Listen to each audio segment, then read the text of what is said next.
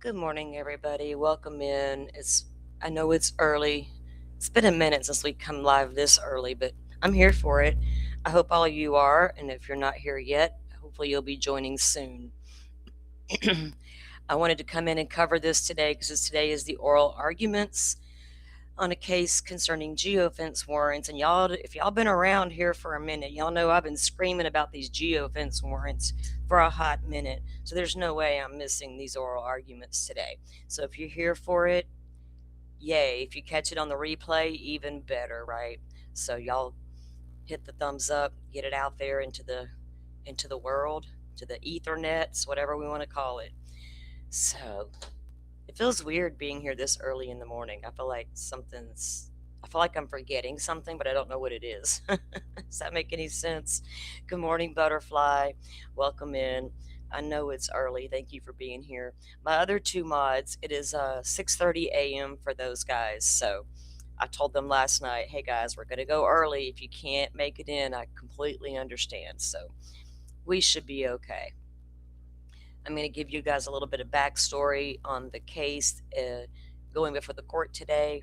We're going to watch a little piece about what is happening, and then we will hear the oral arguments. As far as I can tell, it's just going to be the audio of the oral arguments, but we'll be able to hear all of it. It'll be about an hour. I think each side gets a half hour to speak orally before the court. And this is a process that's been ongoing. It's moved through the lower courts, it's moved through the state Supreme Court, and now it's at the United States Supreme Court. So we will find out what's happening.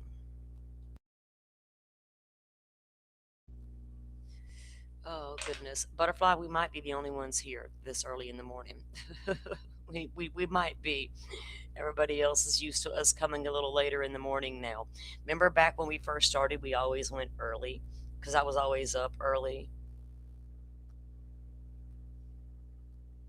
Did you read up on it?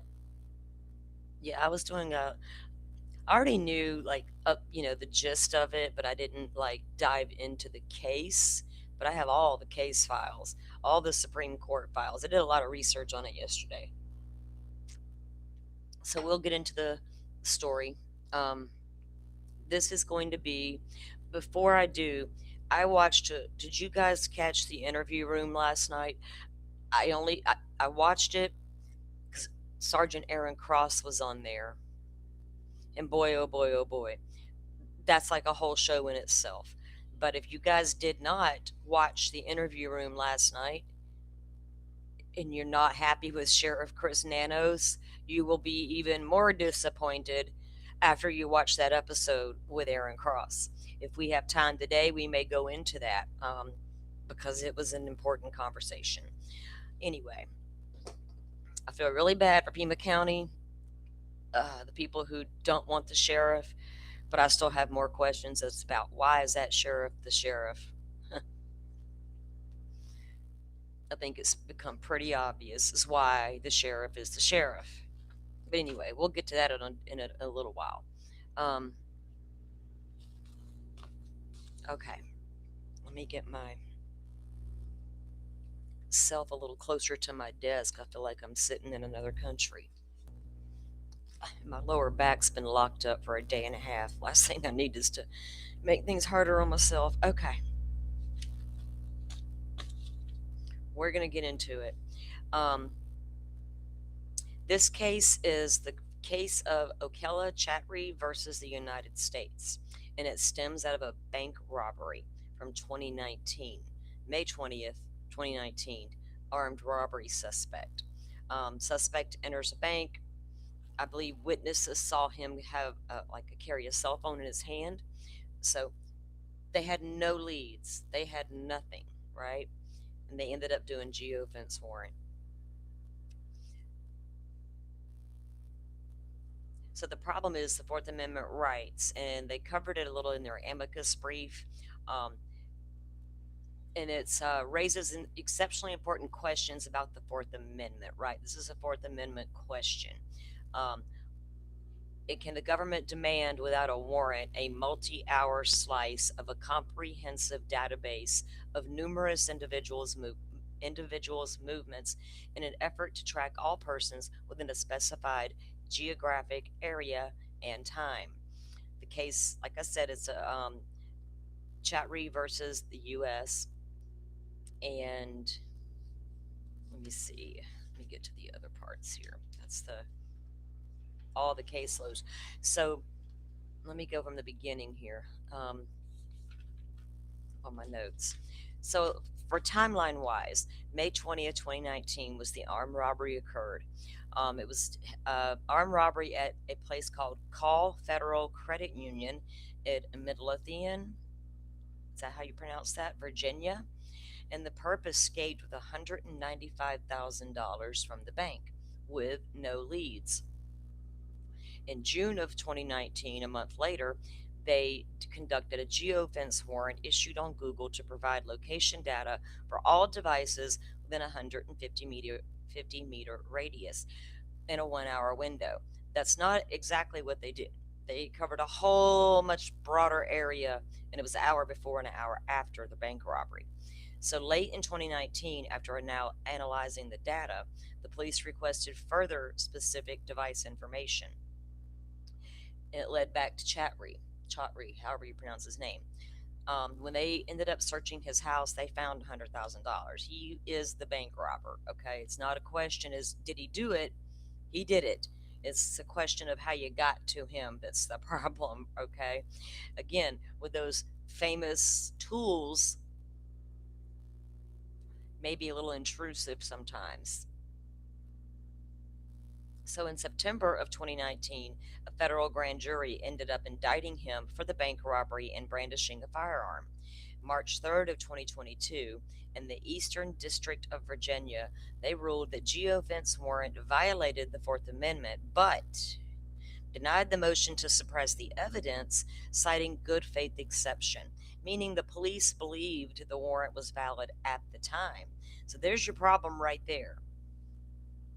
The Eastern District Virginia judge says, yeah, I agree, that's a Fourth Amendment violation, but we're going to allow the evidence in anyway under a good faith exception. Fast forward now to August of 2022.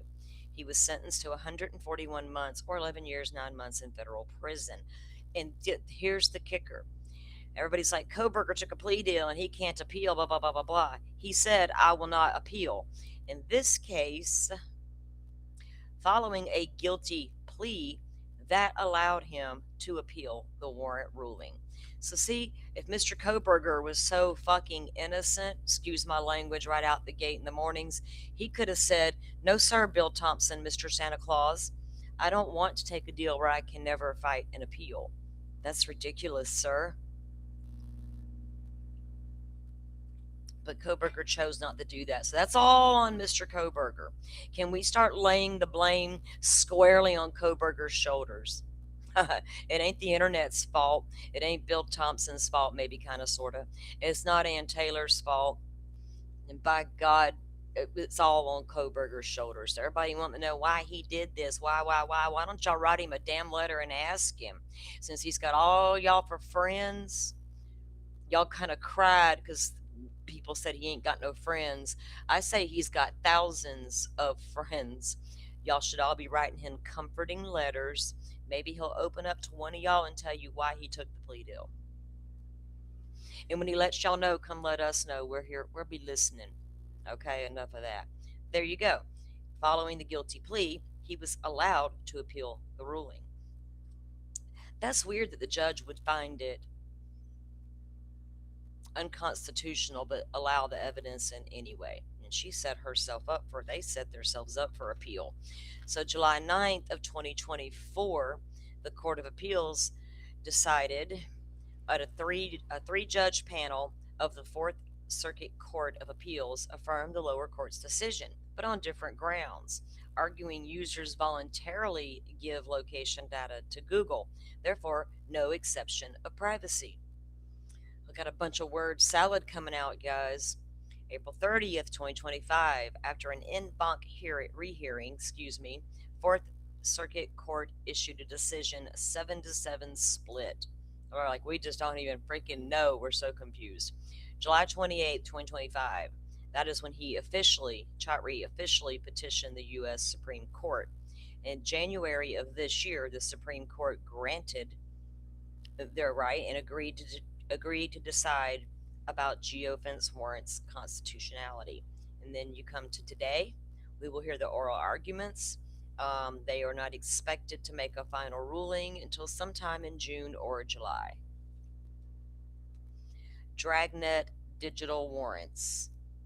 And we're going to take a look at a video about this particular case and show you guys exactly what the issue is. So I think I found this video that did a way better job than I can just explaining it, because there's like all the legal stuff. But I do have all the case files of the case in case we want to jump in and look at something and different things. Also, I'm going to keep an eye on my feed. I think they're actually going to start around 9:30 from what I could gather on my research last night, but I'll keep an eye on that feed. And if they will, so it will be live streamed, the feed, and then later today the audio will go up on the court website if anybody misses it. All right, let me get the playlist pulled up here that we have information on. Okay, so this is a little video, and she's going to tell us about the case. We have two, actually. Okay, let me get the screen up here for you guys. Y'all welcome in, grab your coffee. I know it's early. Hopefully y'all have the day and y'all can chill with us. If not, I hope you're listening. This is a really important case. As far as, you know, what kind of evidence can come into court later, what kind of tools can be used to do these broad searches on all of us, right? Yeah, they help catch the bad guys sometimes, but are they always the right way to go? Not always. The next thing you know, you got cops walking into pawn shops and gun shops, and your name is on a list because you were in a general vicinity, or you are a gun guy. You just, you know, whatever. You just never know when you're going to end up within a geofence warrant, and you have no clue. They're now investigating you as a possible suspect. And if you accidentally got anything else in your coincidental bag, you might just be fingered as the suspect, right? And then you know how them old cops go with their tunnel vision and all. See, people got it twisted. They think every true crime channel just is like, oh, all about the law enforcement. They're always right no matter what. Well, they're not always right no matter what. And when you can call out the differences, that makes you normal. It's like, I'm not one-sided. Like, y'all know me. I got two of me in here. I got defense attorney and prosecutor all rolled up into one. Ugh, I drive my own self bananas. I'd probably drive a judge insane in court. He'd be like, ma'am, you are just too much for this courtroom. Calm down. Okay. Hey, Jet, welcome in. Good to see you early this morning. I don't know what time it is in your neck of the woods, but it is 8:49 here. I can't say on the East Coast or on the West Coast. In the Central Coast, on the beautiful, gorgeous Gulf of something. It is actually a beautiful day here on the Gulf. I bet the Gulf is pretty. Too bad I'm way up in the woods. I'm way up in the country today. I am not down at the beach today.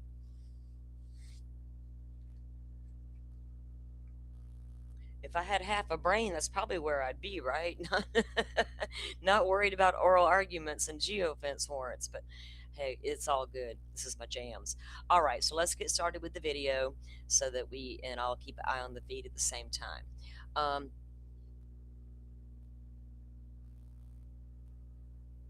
Okay, so we're going to start the video and let this play. Happened here at my office. Should the police be able to see the location history of every telephone in the vicinity? Should they be able to see who was in that apartment over there or the church down the road? What about every phone that was at a riot? What about a protest? That's the heart of an upcoming Supreme Court case about geofence warrants. And the story starts here with this map from the FBI. Near the center is where a bank robbery took place. When police came up dry on leads, they drew a large geographic circle around the bank and got a warrant that authorized Google to give them the location history of all the phones that had been in the area an hour before and after the robbery. So, swept up in the search was more than information about people at the bank. The geofence warrant covered an area larger than 3 football fields, so it also collected information from people at this church and potentially at this restaurant, this hotel, and even people at this senior living facility. Now, on the one hand, the cops caught the criminal. On the other, they swept up the private information of innocent bystanders. Although Google has modified some of its policies since, at the time this case began in 2019, about 1/3 of all Google users, some 500 million people, voluntarily opted into using Google's location history service, which stores users' location information on Google's cloud. So, are geofence warrants ingenious or Orwellian or both? And ultimately, are they constitutional? The Fourth Amendment bars searches of people, their homes, papers, and effects without a warrant. Orrin Kerr is a law professor at Stanford who filed a friend of the court brief siding with the government in this case. The scary idea is, well, this can be applied to protesters by ICE. It can be applied to Nina when she's out trying to find people to interview. The founders' intent was that you couldn't invade the privacy of the citizens who had not necessarily done anything wrong. So how do you deal with that? The history of the disputes that led to the enactment of the Fourth Amendment were about how much cause does the government need in order to break into someone's home and rifle through their stuff. No one doubted that warrants could be obtained. It was just a problem that the warrants were too broad and obtained without enough cause. So, how in modern times has the court thought about technological advances and the Fourth Amendment? For that, I reached out to Michael Dreeben. I turned to you because it's obviously your area of expertise. Dreeben served in the Justice Department for 31 years and argued 109 cases before the Supreme Court, most of them involving criminal law. The court... Y'all, here's the thing about the geofence warrant. It's just like IGG. It's just a tool. You have to go, you can't charge somebody just because they showed up in the geofence warrant. Just like you can't charge them with a crime because their name turned up on the IGG. Brian Kohberger. They had to find evidence against him other than the knife sheath, the car, the phone, whatever. And there wasn't a whole lot there. There was barely anything there. If they wasn't for that knife sheath, he would have got away with all this, okay? The thing about the geofence warrant, just because he did do the crime, but what if he didn't, right? And I get where y'all are coming from. Who cares as long as they got the bad guy?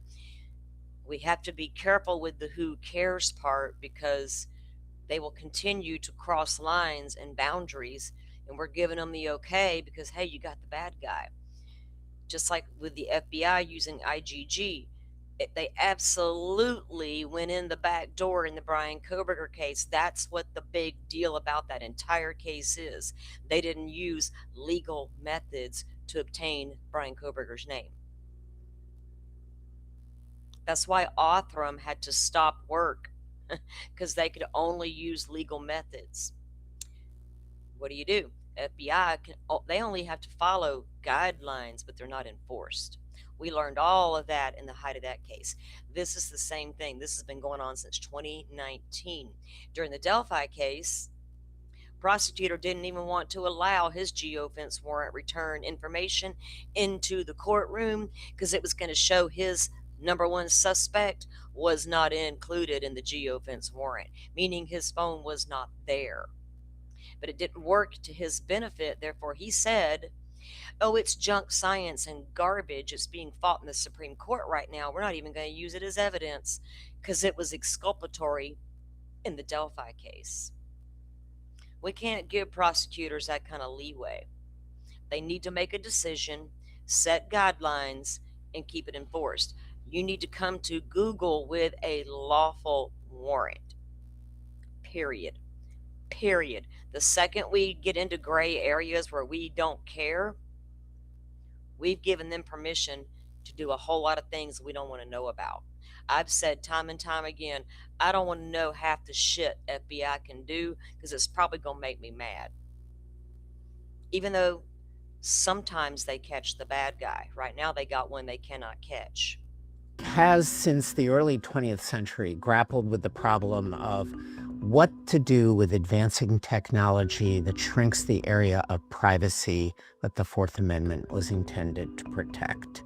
And one can sum up those cases by saying it has uniformly favored privacy interests rather than extending analog precedents that allowed government searches. This geofencing case is the latest clash between privacy and law enforcement. To better understand this case, let's go back to where that robbery happened. In 2019, a robber walked into the bank with a gun and soon fled with $195,000. Police interviewed witnesses and reviewed the bank's surveillance footage, where they saw the man who appeared to be the thief talking on his cell phone. But after 2 months, all leads had evaporated, so police applied for a geofence warrant directed at Google and its cell phone location information. A state magistrate judge found probable cause to issue the warrant for all the cell phone information within that circle. Google initially identified 19 cell phone users as potential suspects, but the company didn't identify those individuals by name. In fact, Google pushed back and negotiated with the police to reduce their request from 19 unidentified users to 9 and then just 3 cell phone users. Whereupon, Google agreed to unmask the identities of those 3 users, including Okello Chatrie, who subsequently was arrested and entered a conditional guilty plea, allowing him to appeal. The other 2 identified users, as far as is known, were just innocent bystanders. And that's a potential problem. They may have been going to church. They may have been going to a doctor.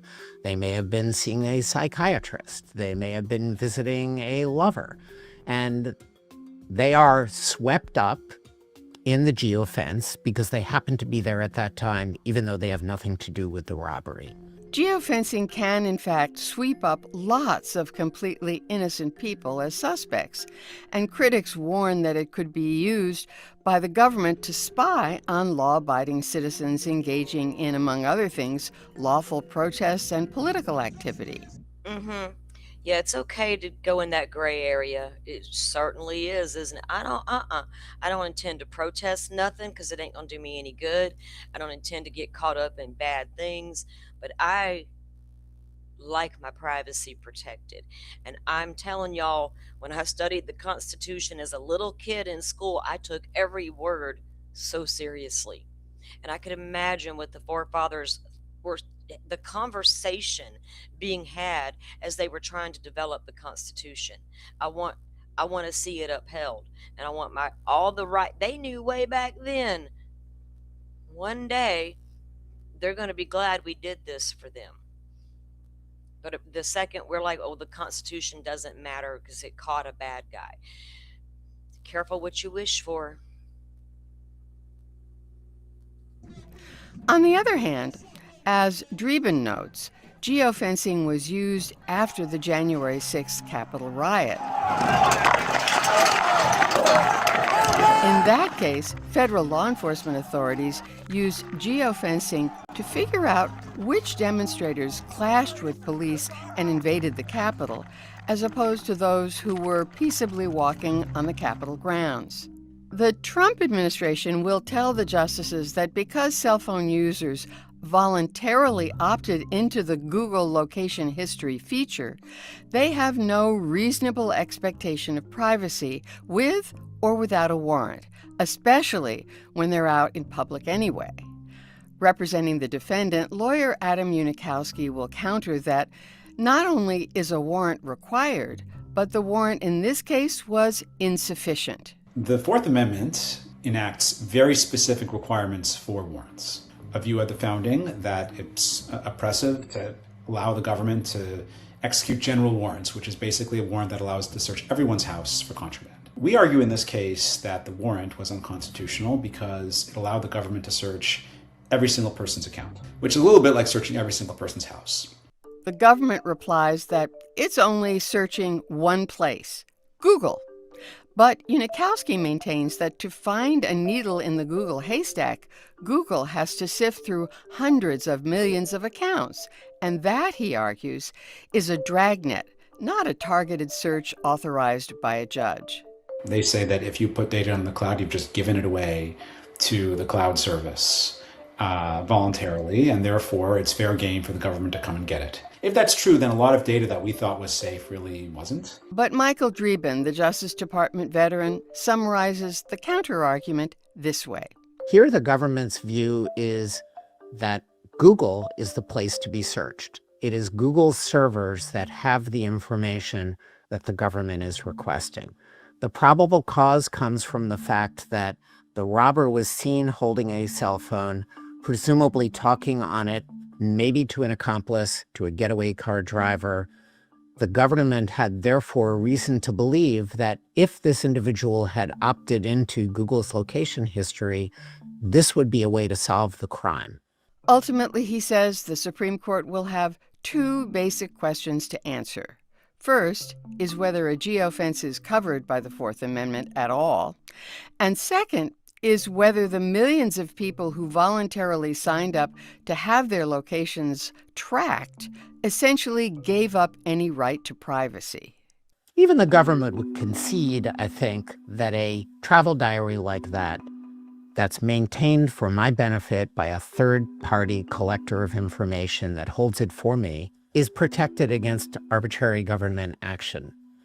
So the court has to decide here, is the location history database that Google is holding like a diary? Is it my personal information? Is it private property? And just as if I hired a storage unit to maintain the notebooks in which I kept personal notes, that would still be mine, and I would still have a privacy interest in it once I rented the storage locker and put it in. The argument is that this is the virtual equivalent. This case is likely to be only the beginning of these kinds of cases. Google has tried to head off any problems by changing where location data is stored. Today, it's kept on users' devices, not on Google servers. But there are countless other questions that remain unanswered. What else can the government do? Can the government go to a private facial recognition database and say, we have a surveillance photo of this suspect, please run it against your entire database? Can it do the same thing with DNA? Can it go to Anthropic and say, I want to know people who chatted with Claude about plotting revolution against the United States?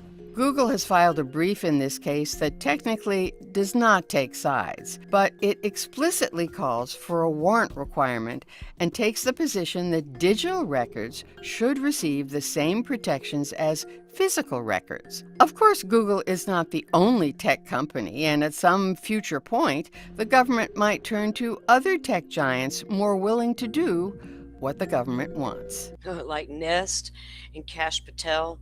In partnership, President Trump's administration, in partnership with the private sector, we have worked to serve lawful warrants on the private sector. Sir, I got that whole spew memorized.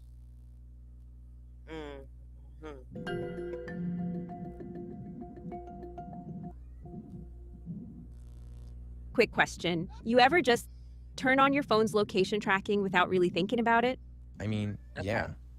Google Maps kept asking me to, so So this is the next video that came up in the that I had set for you guys. So that was a little video, just basically covering the law and what's going on here and how Google Google has never been like, oh, okay, cool, you got a warrant, yeah, we're here to help. They're like, no, this is a lot you're asking for. Google has always pushed back, and now we had, the big Cash Patel come out on 5 seconds and talk about how they served this lawful warrant on the Nest people.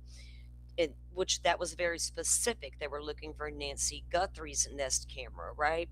They weren't looking for everybody in the neighborhoods without them knowing it. That was very specific. With Google, it's not so cut and dry. Of course, once they have a suspect, they Google all your records, right? Your personal private records. But with the geofence warrant, you don't know they're looking at you and what all they're doing. They could be following you around to see if you're going to throw a cigarette butt down in a second or get a Coke from McDonald's and leave your cup on the table so they can snatch your straw to compare that DNA from the crime scene to see if it was you or not. Of course, if you're not, you don't match, you're good to go. And I think a lot of us sit in a place, well, I know I didn't do anything. So who cares if I show up in their geofence warrant?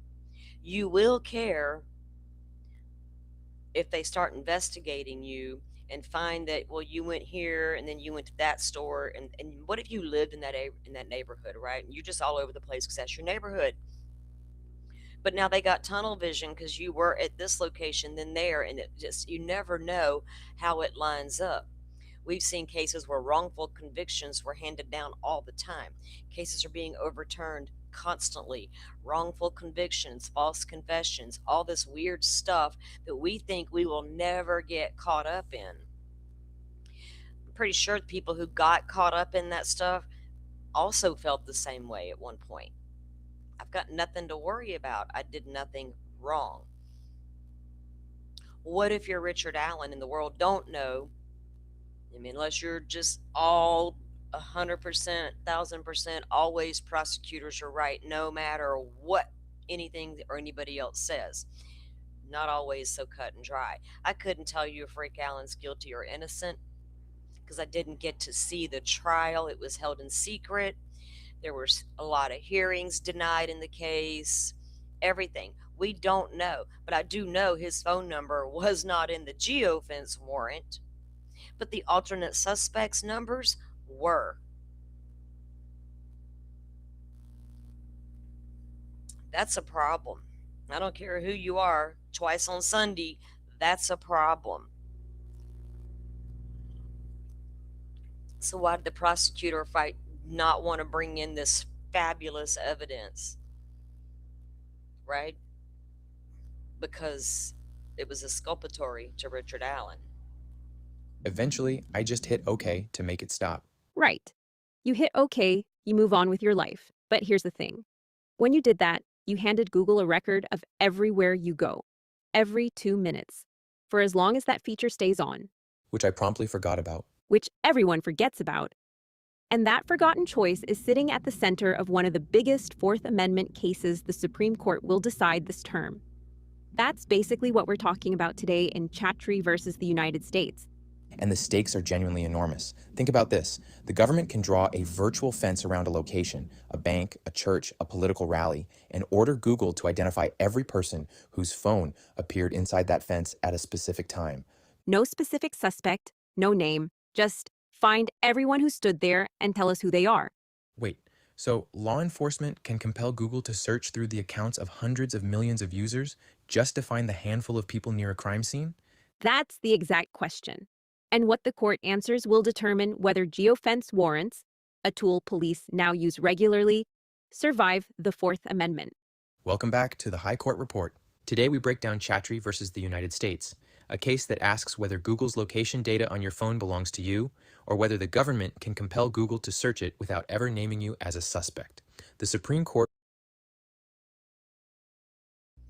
Okay, guys, I'm going to pull up the court feed because there's something going on, but I don't know if it's our actual oral arguments yet. If we did miss a few minutes of it, we can go back to it. But let me pull this up because I just checked it and they were already. They were just getting started, so we can hear. Let me pull this up. Go.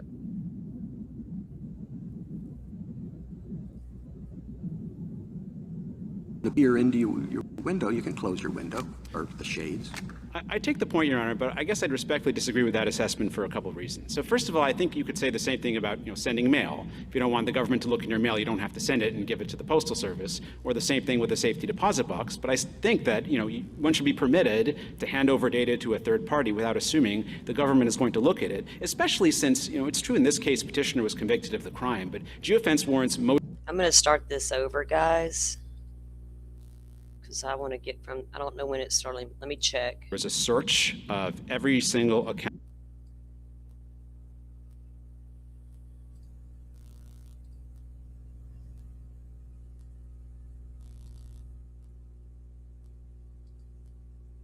This morning in case 25-112. Okay, this is the beginning. We're only a couple minutes behind, guys, so we're going to hear the arguments now, and then we'll discuss it. I'm going to be taking notes because this is a pretty serious legal matter, and this is before the Supreme Court. And they got a huge decision to make.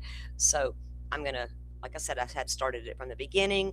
If y'all are listening in the background while you're doing your chores, your work, thank you. I appreciate it. If you're out driving, commuting, y'all be safe, all the things. So I'm going to mute out while this whole thing takes place, but I'll join you guys in the chat.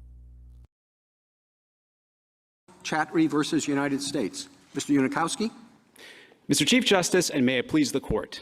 The government conducted a search of petitioner's location history, and the warrant that purported to authorize that search violated the Fourth Amendment.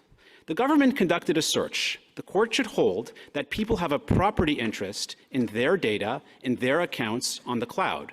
Location history has the core attributes of property. Petitioner had a right to exclude, to control, and to destroy. Additionally, petitioner had a reasonable expectation of privacy in his location history, given both its sensitive and revealing nature and the fact that it was stored in his password-protected account. The warrant violated the Fourth Amendment. The warrant authorized the government to direct Google to search every single person's account to find those people who were within the geofence. That is a general warrant. Even if the search materialized only when the data was found and exposed to the police, the warrant would still be unconstitutional because there was not probable cause to search the virtual private papers of every single person within the geofence merely because of their proximity to the crime. Finally, at step 2 and step 3, the search violated the Fourth Amendment because the warrant gave the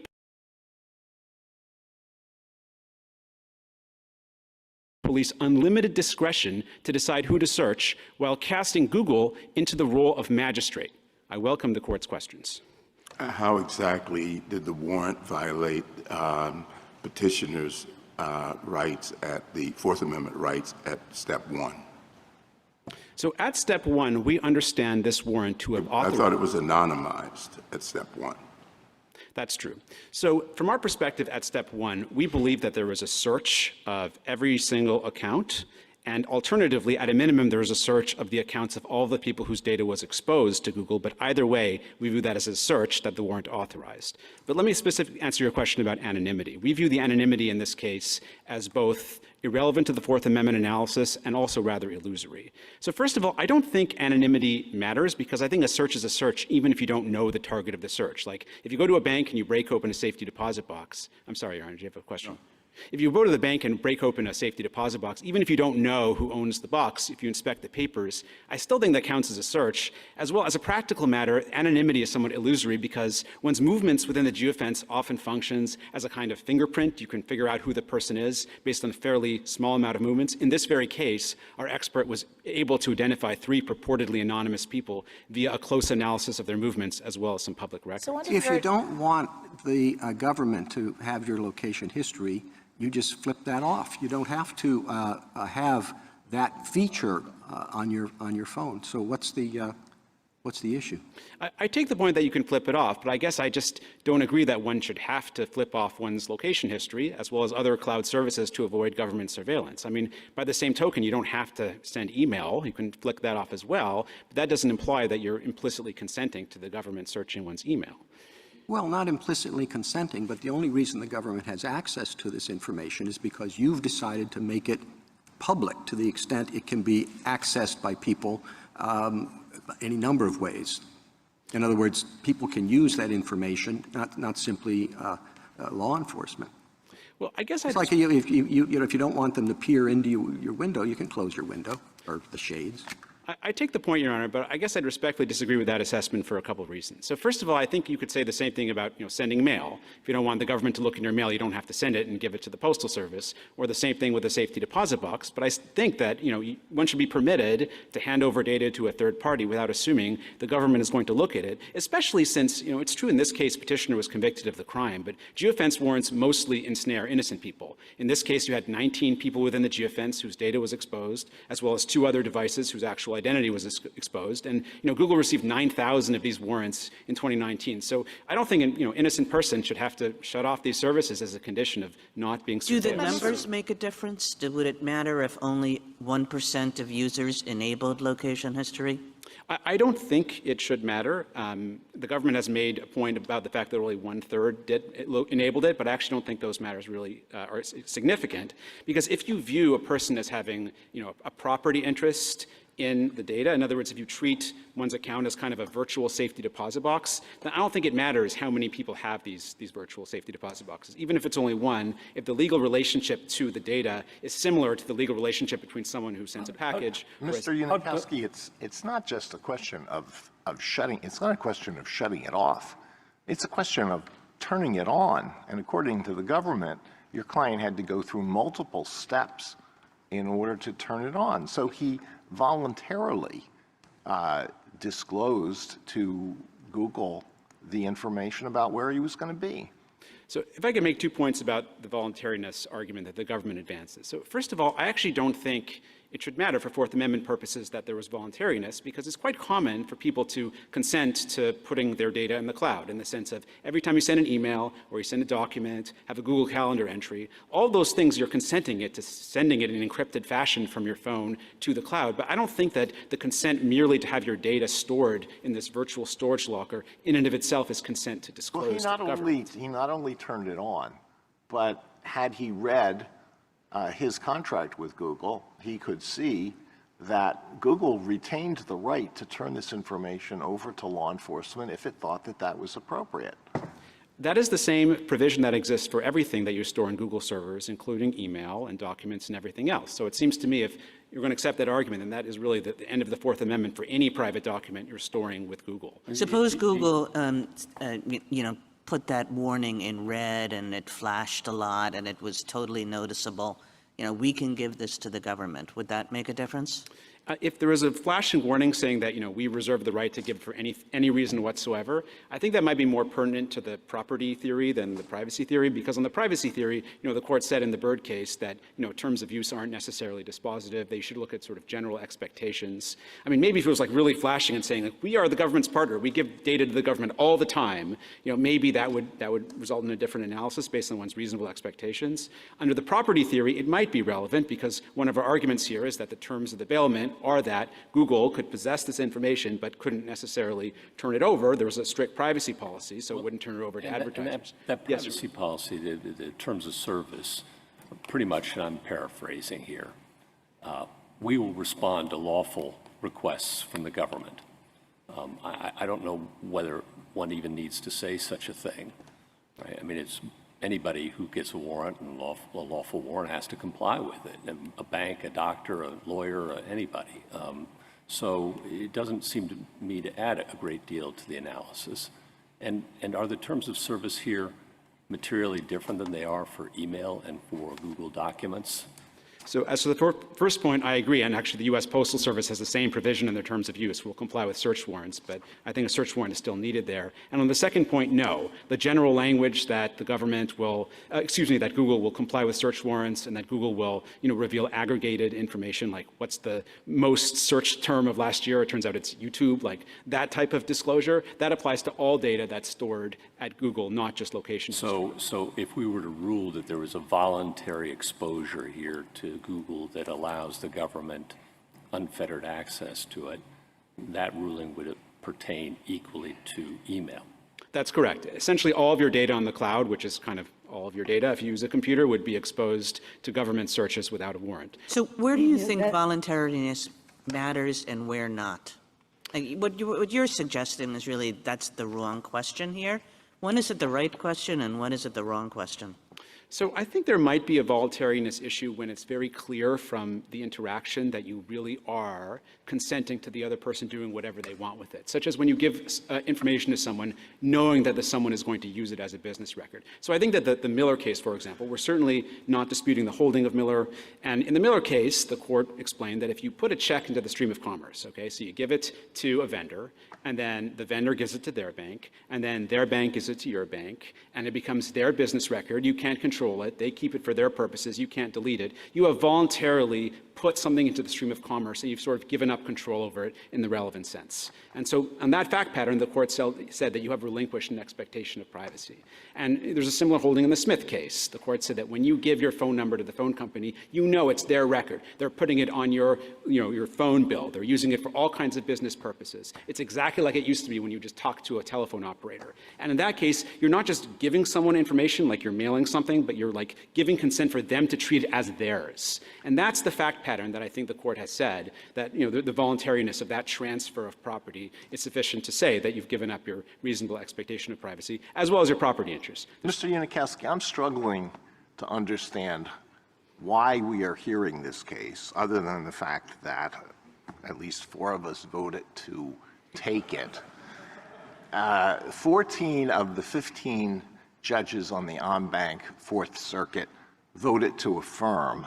9 relied on the good faith exception. Unless you think that we're going to say something that convinces, that unless you think we are going to say no reasonable officer could believe that this was a valid warrant, or we're going to say something that will convince the judges on the Fourth Circuit to reach that conclusion, what you're asking for is an advisory opinion. That's number one. This involves a Google feature that it doesn't exist any longer. That's number two. It involves a warrant that is structured in a particular way. That's number three. I mean, we are all free to write law review articles on this fascinating subject. But that seems to be what you're asking for. Asking for basically a law review article on a subject that it is largely unexplored by our precedents.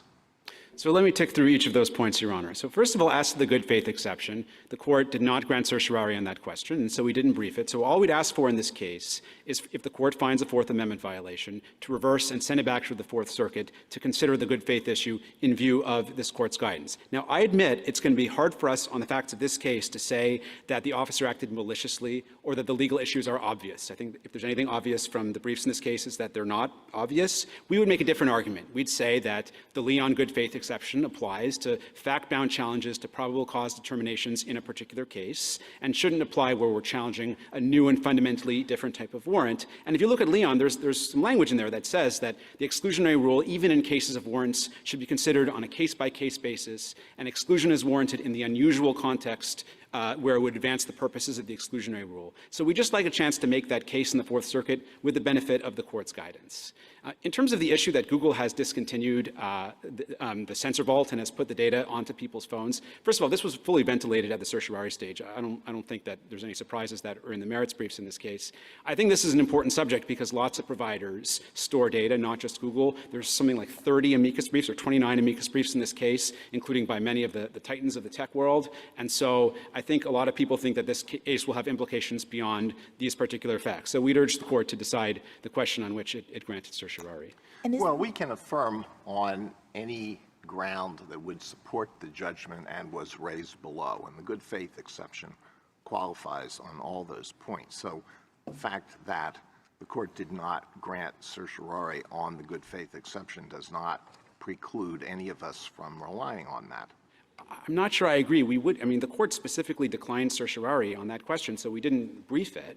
And we raised in our cert petition that we'd like the chance to argue that the questions are intertwined, and in view of a holding on the Fourth Amendment issue, we'd like to litigate the good faith issue. The court didn't grant certiorari. We didn't brief it. The government did have a section of the respondent's brief addressing the good faith exception, but adhering to the court's decision not to grant certiorari, we didn't respond in the reply brief except to ask for a remand. So, well, that was your choice.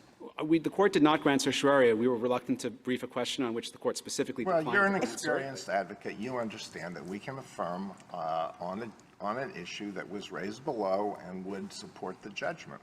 Look, I'm happy to argue the issue from the podium, Your Honor. I'll just say one word about it. I think that the premise of Leon is that it's not necessary to apply the exclusionary rule in a case of a fact-bound challenge to a probable cause determination in a particular case, because probable cause is litigated all the time outside the context of warrants. Whereas in an issue like this, a challenge to a fundamental new type of warrant, I do think litigants need an adequate incentive to litigate the constitutionality of such warrants, and the only way that'll happen is through the exclusionary rule. And there is some language in the Davis case that adverts to holding that in cases where you need an adequate incentive to litigate an issue, the court would consider applying the... And Mr. Unikowski, isn't there also a pretty significant split, even within the Fourth Circuit, over the issue of whether or not there was a search in this context? I mean, my understanding is that the Fourth Circuit split evenly, 7-7, on that pretty significant issue.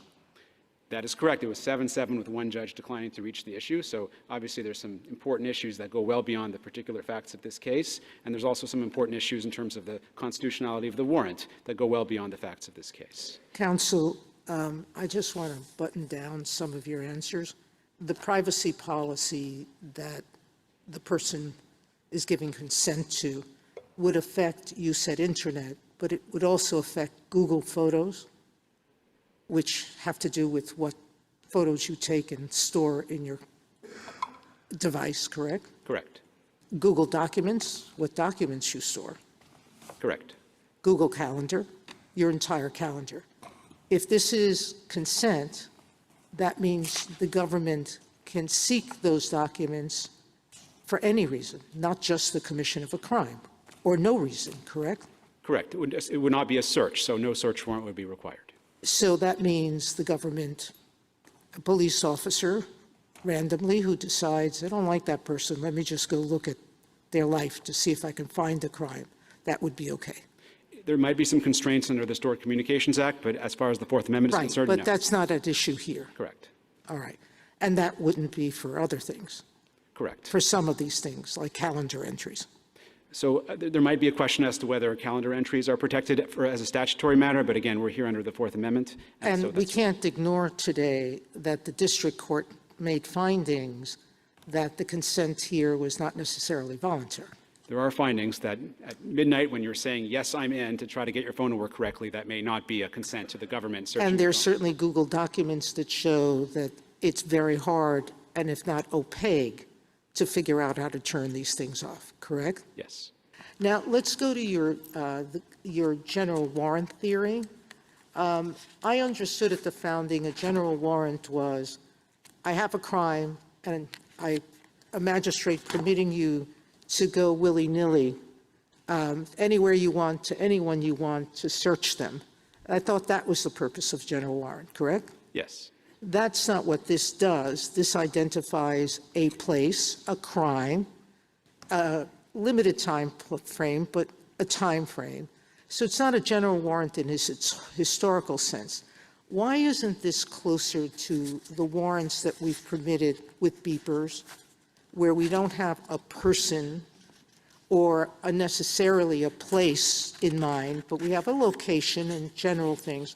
Why isn't that more consonant with Berger, Zucker, Caro, those lines of cases? And that didn't identify a person, but it identified a crime, a place, and the nature of the unlawful conduct that we were looking for. Sure. So let me say a few words as to why I think this should be considered a general warrant, and then a few words about why the warrant was defective, even if you disagree with me on the first few words I say. So first of all, I think the right way to think about this search is to say, one, that Google, because it received a search warrant, was acting as the agent of the government, and two, that Google really did search every single person's virtual private safety deposit box. So as to the first part of that, this court has said that when a third party is acting with the encouragement, endorsement, or participation of the government in executing a search warrant, that third party is... Can I pause you there? Yes. It wasn't Google doing it, it was a filter doing it. Well, it was... I mean, the filter is not the government, it's not even Google, it's a mechanical item that sorts. So why isn't... So how could that be a search seems to me that the only search would be handing it over to the government. So let me say a few words. Step one, basically. Sure. Let me say a few words about that and then say why, even if the search is the handing over, the warrant is still defective. So as to the first part, you're absolutely right. There's not a human being sifting through 500 million people's accounts. That would take an extremely long time. At the end of the day, it was a piece of software that was going through every account, piercing, from our perspective, every virtual safety deposit box and checking inside to see whether the person was there that day. So I still think that when you're using software to search someone's phone, which is how any kind of digital search operates today, that's still a type of search because it's using a tool in order to detect information. And it's true that it's a tool, it's not the human being that's looking at it, but it's still a human effort to pierce a private area in order to find something that's there. Would that mean all database searches are searches for Fourth Amendment purposes? Absolutely not, Your Honor. That is not our position. I think this is a unique case because Google's sense of vault really is structured like a row of virtual safety deposit boxes, individual accounts. It's indexed by account, which means you have to put in your own credentials to get to your account, and that doesn't get you to anyone else's. So it's exactly like a bank with safety deposit boxes, except it's in the cloud. So does everything depend on how a company organizes its information? I don't think everything depends on that. I think that this is a unique case because the fact that Google organizes its data that way is not some kind of arbitrary engineering decision. It really is essential to the security of a system with lots of private accounts to index them by account. So the technologist amicus brief, I think, has a good analogy here. It says that it's not, arbitrary that a hotel divides different people into different rooms as opposed to stacking all of the bunk beds in the lobby. Like a hotel, which divides people into different places, it's logical to have walls between them. And in this case, there's virtual walls as opposed to physical walls. But I don't think that the fact that Google could have constructed its system in a completely different and, from our perspective, inappropriate way should affect the analysis. I'm sorry. Sorry, finish, please. No, please go ahead. I was just going to say this seems very complicated from the user's point of view. Frankly, I have no idea how my data is stored and whether it's in these virtual lockers or not. And I guess one question that I have for you is I'm struggling to decide how to think about this case. One way to think about this case is that, listen, our physical intrusion cases, our property cases require a physical intrusion, and Kat set us off on this course that when we're talking about technology, we think about it in terms of reasonable expectations of privacy. And I am, frankly, a little bit nervous. I mean, I think the government makes this point well. I'm a little bit nervous because this is very complicated, right? Figuring out how bailments apply, what the property interest in this data is. Why not just think about this from the perspective of reasonable expectation of privacy? That would be fine with us, Your Honor. We've offered two alternative paths. Different members of the court have articulated the relevant test differently. I mean, in Carpenter, the court relied on reasonable expectations of privacy. We think there's two different sources here of the reasonable expectation. One is the fact that it was stored in the password-protected account. This court has said that property issues are instructive as to the reasonable expectations, even if not dispositive. So if you think it matters that this was in his password-protected account, you can say that that's pertinent to the privacy inquiry without getting into this trespass and bailment law, as well as the sensitivity of the data, which was at issue. Okay, well, this is pretty, so I think Carpenter, we haven't talked about Carpenter yet, is pretty on point, but this is different from Carpenter, putting aside that this was in a password-protected account, taking out of the fact that Google had the right to use this for advertising purposes, right? I mean, this was a few hours and it was a public location, and nobody has a reasonable expectation of privacy in their public observable movements. So does that make this different from Carpenter? So I still think that even though the stretch of time was lower than in Carpenter, there is still a reasonable expectation of privacy for a few reasons. First of all, I don't think it's just the 2 hours. I think it's the forever. It's the comprehensiveness and the ability of the government to get access to really any 2-hour stretch anywhere it wants to at any point in the past. I think it's quite different from a case like Knott's, where the police were following someone on a highway and they put a beeper just to enhance the quality of the visual surveillance. And so this court in Carpenter framed the question as, are police doing what they could have done in the past, or is this a fundamental increase in the ability of law enforcement to conduct surveillance? And here I think it is. I mean, the government has this tool. It can go any point in the past at any stretch of time.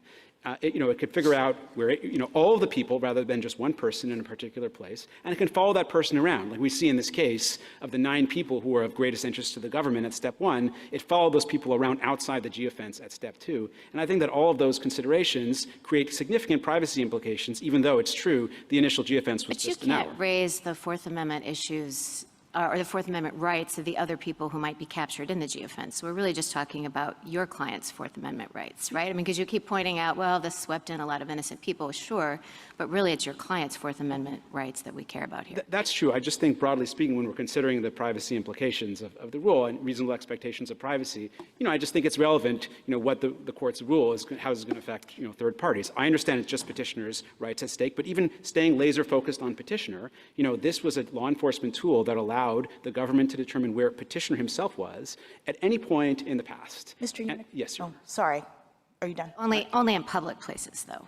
Well, the government has taken the position in its brief that even if you're in your own house and a geofence warrant is used, the government has a footnote suggesting that there wouldn't be a constitutional violation either. Obviously, this case did involve a bank. I acknowledge that. Although, just one other word, because of the error bars, because of the confidence intervals in some of these estimates, actually, those confidence intervals may have encompassed people's homes. And in fact, 3 of the people within the geofence went to their houses and were possibly identified by our expert. So I wanted to invite you to finish your answer to Justice Sotomayor when you said you tried to defend the general warrant analysis, and then you said, even if you don't agree with that, I have another point. But before you do that, let me just home in for a second on the general warrant analysis. If we take Justice Barrett's point that this is really about reasonable expectation of privacy, what about the initial sorting intrudes on anyone's reasonable expectation of privacy? I guess I just think that if I have, information in a physical storage, safety deposit box, I guess I think that my expectation is that no one's going to look inside for any reason, even if a tool is used, like, the Kylo tool, the thermovision, for any reason. If I have stuff inside, people won't look at it in order to conduct a law enforcement investigation. And I understand the intrusion at step 1 was fairly limited. It was just a computer zipping past all these accounts, just checking quickly whether they were in a particular place. But, cases like Jones say that even a very small trespass is enough. But I see my red light is on. If I could just answer Your Honor's second question. Well, why don't you wait till we get back to that? It seems to me that the exigent circumstances exception could well expand if you're right. I mean, obviously, you have situations where somebody in this particular crowd has snatched a child or was involved with somebody who snatched a child. In those situations, I suppose you agree that you don't have to go through a warrant process, but can access the information under exigent circumstances? I do. The court made that very clear in Carpenter. I mean, this warrant was sought several weeks after the crime, and so any exigent circumstances, I think, argument would have gone away. Our position today is not intended to undermine any well-recognized exception of the warrant. Well, my question is whether intended or not, whether it could be used to expand it a great deal. I mean, what's exigent can be expanded if, in fact, it makes sense. It's when you have you don't have this much access, doesn't do any good to say, okay, you have to search to find out who all these people are. But at the push of a button, you can find out who they are. That might give you more opportunities to avail yourself of the exception. I don't know which way that cuts, but it does seem to me that it might undermine privacy interests further, or cut the other way in sense of giving you more opportunities to perhaps catch people who are, planted a bomb or whatever. Look, if there's an ongoing emergency with a bomb, I mean, we're not going to argue against the use of these law enforcement tools, even if there might be, a significant amount of privacy violations. And so, yeah, I mean, this can be a potentially useful tool in the case of a bona fide exigent circumstances. We're certainly not challenging that. Justice Thomas, anything further? Justice Alito? Justice Kagan asked you whether this would apply to all searches, all digital searches. Let me go back to the pre-digital era. It's not at all uncommon, it was not all uncommon for a grand jury to issue a subpoena requiring a company to turn over a category of particularly described documents, but that for the company to find those documents required a search through a vast store of hard copy documents. What's the difference between this situation and that situation? So I don't think a grand jury subpoena or any kind of subpoena would have been constitutionally permissible in this case. Well, I know you say that, but what is our test for determining when a grand jury subpoena violates the Fourth Amendment? So I think there's two circumstances when it does. One is when the holder of the documents are really a bailee of someone else's documents. So one example would be a grand jury subpoena directed at the Postal Service or FedEx, asking it to open every single package or piece of mail to find a piece of data. Or, when it's the company's own documents. Right. So when it's so of course, as we've said, we don't think that's this case. But when it's the company's own documents, I just go back to the test in Carpenter, which is there's a narrow category of cases in which a person will have a reasonable expectation of privacy in business records held by a company, and in that category of cases, the subpoena is unconstitutional. Well, I'm sorry, go ahead. No, please. Well, in Carpenter, what seemed to be a very important feature, I think maybe a dispositive feature, was that the information that was sought was information that the user of the cell phone had no choice but to disclose, because the cell phone tower location is an indispensable feature of actually using your phone. That is not the situation here. I take the point that it's possible to function in society without having location history enabled, although it's actually quite hard to function without having anything in the cloud. I'd say virtually everyone in this room has at least something in the cloud. Well, but we're not talking about everything in the cloud. We're talking about location history. Right. It's actually quite hard. On an Android phone, where you have to take a number of steps in order to disclose it. So you have to choose to disclose it. I take the point that you have to click yes, I'm in order to enable location history on your Android phone or any other type of phone. But first of all, if you agree with us that this is a personal record and not a business record, that argument just doesn't matter, because you make the choice to enable email or put documents or photographs into the cloud. You're choosing to send that photograph, but that choice shouldn't undermine the Fourth Amendment protection, just like your choice to put something in the mail. Well, you think this is not a commercial record? Why do you think Google compiles this, keeps this information? It does it so it can sell advertisements. No, Google itself takes the position that these are not business records. I understand it's just a third party's view, but it's unusual for a company to refuse to say that something's its own records. Unlike with CSLI, you have total, as Your Honor said, you can turn it on, you can turn it off, you can delete all of it anytime you want, you can delete part of it. It's really unlike something like CSLI, in which you have the business keeping the records for its own purposes. Counsel, I'm sorry, are you through? You're on. I want to go back to Justice Barrett's. If you're not through, Sam, I thought you were through. Go ahead. To go back to Justice Barrett's question. When the police are searching or asking for a search result, there's no way to predict whether they're going to invade your privacy, correct? That's right. Searches are determined ex ante. Regrettably, because people take their phone now everywhere, including, I suspect, some people to the bathroom, you really have no idea what information, private information, because it'll follow you to a brothel, it'll follow you to a cannabis shop, it'll follow you to just about anywhere where there's a reasonable expectation of privacy, correct? Yes. And so it really doesn't matter. I don't think the time is important, correct? I agree with that. So whether it's a minute that you're searching for or 6 weeks, it's not the time that's at issue.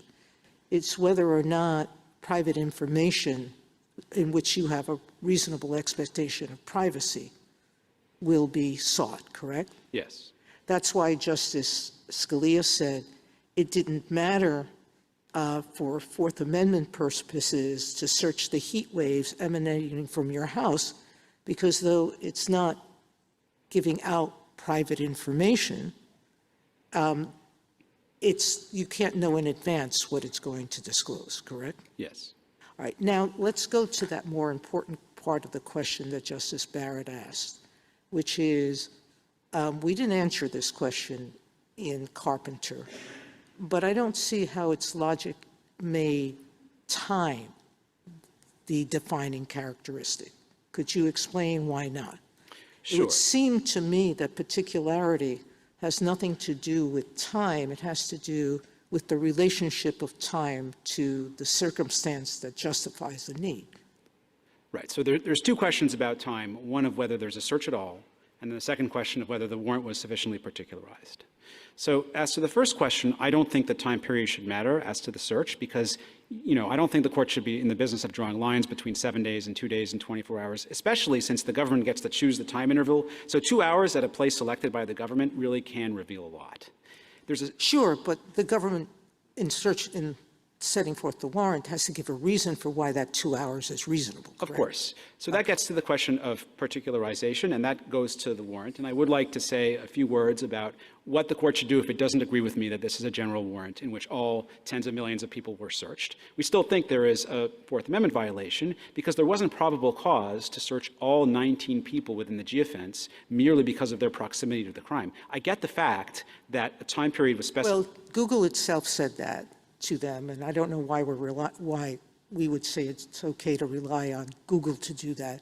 They moved it from 19 to 9, wasn't it? That was at step 2, Your Honor. Oh, step 2. Okay. Yes, but at step 1, 19 people's information was exposed merely because they were near the scene of the crime. And so I don't think that the problem, I understand that the warrant specified a time period, but the particularity requirement in the Fourth Amendment requires particularity as to what is searched.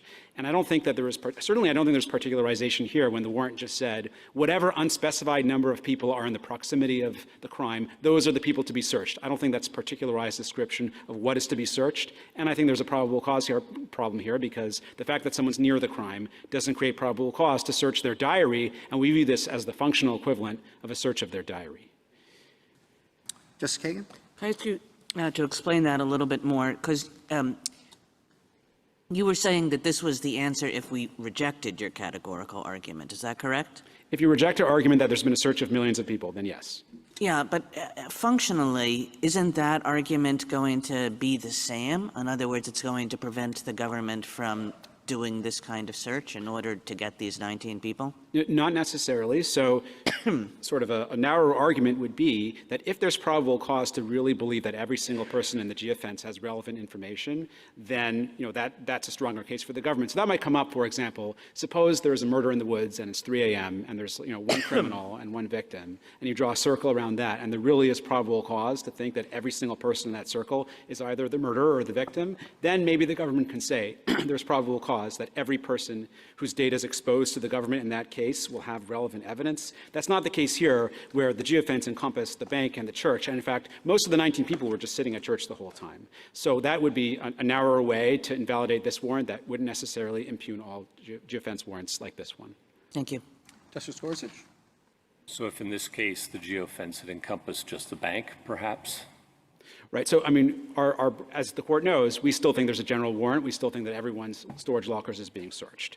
And we also think there might be probable cause to think that everybody in the bank might have some information. Right. That's right. If you can draw a small enough geofence at a small enough time interval that everyone there either committed the robbery or witnessed it, then you might say there's probable cause that everyone has relevant information. I still would say there's a particularity requirement. I'd still talk about a general warrant, but yes, that defect in the warrant wouldn't exist in that. Right, and Google can track you down to several feet, right? That's right, correct. 3 meters, Your Honor. Yeah, and then in terms of the timing and on the search side that we've discussed, the fact that the government peeks in your mail for just a quick second or looks through your safety deposit box or your hotel room or your diary for just a minute, that's a search, right? Yes. Under either property or a reasonable expectation. That's correct. Talk with me for a minute about the Stored Communications Act and the government's responses to your arguments. So we believe that a warrant was required under the Stored Communications Act. We didn't file a motion to suppress on that ground because suppression isn't an available remedy, but that may be pertinent to the question of a reasonable expectation of privacy because people have an expectation the government will get a warrant if there's a statute that requires the government to get a warrant, and there's also a private cause of action on the table. The government takes the position that possibly the Stored Communications Act doesn't require a warrant because the cell phone is a tracking device. I mean, if that's true, then anything that's transmitted from the cell phone into storage, your email if you're sending it from your phone or a photo or anything else, all of that would be information transmitted by a tracking device, and none of that would be protected. So I don't think that's a tenable way of getting around the Stored Communications Act. And so precisely because Congress has acted, and from our perspective, required a warrant, and in fact, in this case, a warrant was obtained, albeit one that we don't think complies with the Fourth Amendment, I think that weakens the force of the government's argument that we should defer to Congress, because Congress has actually said that a warrant is needed here. And, implicitly, we think the Stored Communications Act requires a warrant that complies with the Constitution, and in this case, in our view, it did not. How about the question of whether it's content versus a record? So the government hasn't disputed that this is content. It's not metadata. It's not a record. Because the content at issue here, it's not just something about a communication, like I was in this place when I sent this email. It is the location. It is the location. Like the reason you're transmitting this to Google is for it to store where you were in order to create your timeline. So this is content, and the government actually doesn't dispute that. And talk to me about Virginia and other similar statutory laws in this area. So Virginia has a statute, the Virginia Computer Crimes Act, that defines data on a computer network to be a form of property. It creates criminal liability for trespasses. It also creates civil liability for malicious trespasses. And so, we view the question of whether a property interest exists to be one of federal law, like the court held in the Tyler versus Hennepin case. The court should consider a common law rule, not state by state. But I think state law is a pertinent input into that ultimate federal question. And the fact that Virginia and many other states have explicitly recognized data as a type of property and have created statutory torts for trespass on that data is, I think, pertinent to the Fourth Amendment question. Okay, now we could bypass the search question if we just resolve the case in your favor on one of the particularity grounds, right? Well, I think the government would say that if it's not a search at all, it didn't need a warrant in the first place. If we assumed it were a search without deciding, we could just decide it on particularity grounds. And you've talked quite a lot about step one particularity problems you see. Can you talk about the particularity problems you see at step 2 or step 3? Sure. So I think the problem at step 2 and step 3 is that the government conducted these follow-up searches, right? So they got an extra hour's worth of information about 9 people, and then they de-identified the people. But the warrant did not identify those people with particularity. It didn't even identify a means for the government to find those people. All it said was the police are going to figure out the really suspicious people, and they're going to do those extra searches. So the government says that the original warrant was a sufficient basis to de-anonymize and get the 2 hours from everybody in the geofence. So that's wrong for a couple of reasons. One is it's just clearly not probable cause to get 2 hours of information, including data outside the geofence, merely because someone was sitting in church within an hour of the crime. And second, even though geofence warrant itself doesn't authorize that, it doesn't say the police can go ahead and collect data from everybody. All it says is that once the police winnows down the 19 or however many there are to some smaller number, then it can collect additional data. But that's not particularized because it doesn't say how to identify those people. Would that be a narrow basis on which to resolve this case? That would be a very narrow basis. I would caution the court that if the court resolves the case on that basis, then in future cases, the government can cure the problem here by just obtaining another warrant before step 2, which may be the answer, but that would be a particularly narrow way of resolving the case. Obviously, we have concerns with step 1 as well, and so we believe that's unconstitutional. Thank you. Justice Kavanaugh? Assuming it's a search for purposes of this question and that I don't buy your general warrant argument, how can you overcome Zurcher for purposes of your argument that it's not sufficiently particularized, et cetera? Okay, so I view Zurcher as answering a very different question from this case. So Zurcher holds that the Fourth Amendment permits a search of a premises of someone who is not implicated in the crime at all, as long as there's probable cause to believe that there's evidence on those premises that will be pertinent to the criminal investigation. And here we have that. We do, but what we understand to have happened here is more like a search of 19 separate safety deposit boxes rather than one single place, the Stanford University office, like in Zurcher. So I guess here would be a relevant physical. Why do you characterize it that way? It doesn't seem that way to me. It's search of one place. Well, the argument the government would make is that Google, like the expansive entirety of Google servers, are a single place. I think that's a pretty dangerous holding, because if the court were to reach that... We're talking about a warrant that's sufficiently particular here. So it is a search for purposes of this question, but it really just boils down to, I think, is the warrant sufficiently particular? Right. So if the court considers Google... So we have probable cause. You admitted that correctly. And it's just then, is it sufficiently particular? And it seems like Detective Hilton here, really went through a lot of the steps that should be applauded and in terms of narrowing this down, going through multiple steps. I guess I'm trying to figure out why this was bad police work to get a warrant. A lot of Fourth Amendment cases we say, get a warrant. Well, they got a warrant. And then you're saying, it's not sufficiently particular, but he went multiple steps. How many names were ultimately given to the detective? Well, it was 3 devices, Your Honor. 3 names. So in the end, 3 names. You were talking about millions and millions, but it was 3 names in the end. So first of all, I'm not casting any aspersions whatsoever on Detective Hilton. There's no sign of any kind of malice whatsoever. That's not our argument today. Okay. We do think that the warrant was defective, and if I could just make a couple points about your questioning. So first of all, I understand a warrant was obtained here, but the court should be realistic about how much protection the warrant requirement really provides in a case like this. Sorry, Your Honor. Well, that's what the Fourth Amendment says, so I know. Keep going. Right, so the warrant requirement— The Fourth Amendment's a floor, not a ceiling of protection, and the warrant requirement, we have to stick with the words of the Fourth Amendment and the history of it. All I was going to say is that the government obtained a warrant merely because someone was holding a cell phone near the scene of a crime. And if that's enough to obtain a warrant, it's going to be obtainable in a wide number of cases. That's not just a factual quirk about this case. That's many cases in which this type of warrant is obtained. But I'm happy to stick with the warrant. Geographically and temporally limited, though, the warrant. Yes, but the Fourth Amendment— in a way that the magistrate, a third party, not the executive, not the law enforcement, will neutrally review and oversee, and lots of times judges will force the warrant to be narrowed, right? Your Honor, the Fourth Amendment requires particularity as to the place to be searched. In this case, the geofence was not the place to be searched. The place to be searched was these Google accounts. So suppose we have a murder and we know, all the police know is that the murder was at a restaurant, a particular restaurant. And so the search is for, the request is for everyone who dined at that restaurant in a 2-hour period, and for the names of those people. Thoughts? So if the court doesn't buy the argument about a general warrant— Correct. Okay, then it is possible that you might say that there's probable cause that people who were actually witnesses to the crime, they were at the restaurant when the crime was committed. You might say there's probable cause to believe that there's relevant evidence in all of those people's accounts.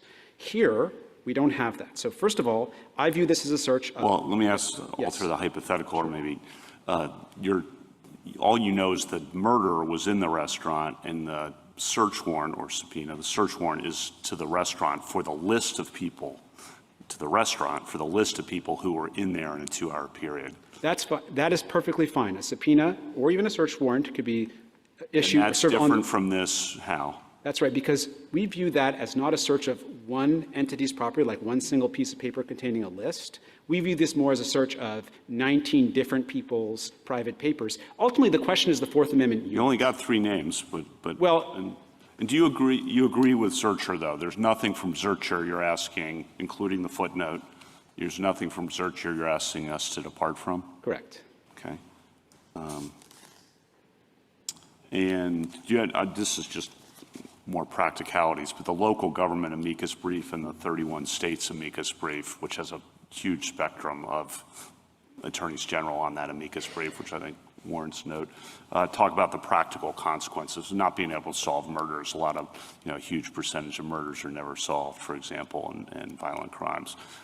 Just want you to respond to that. Sure. So first of all, we're not suggesting that all law enforcement techniques that allow the police to determine everyone within a particular area are inherently unconstitutional. We think this particular technique of serving geofence warrants on Google and requiring searches of a sensor vault, we do think there's a constitutional violation there. But there's many other law enforcement techniques that deploy modern technology that would not present the same types of issues. And the other point is that— Such as? So we haven't taken a position on the constitutionality of tower dumps. That presents a very different set of issues because that cannot be conceptualized as the search of lots of virtual storage lockers. There are other Fourth Amendment arguments on the table there, but I don't think anything the court says in this case would impugn the constitutionality of tower dumps. Similarly, I don't think anything the court says in this case would impugn the constitutionality of things like taking security videos, CCTV, and using those to identify suspects. So there are a lot of other law enforcement techniques that are available to solve crimes in which you know where the crime happened, but you don't know who it is.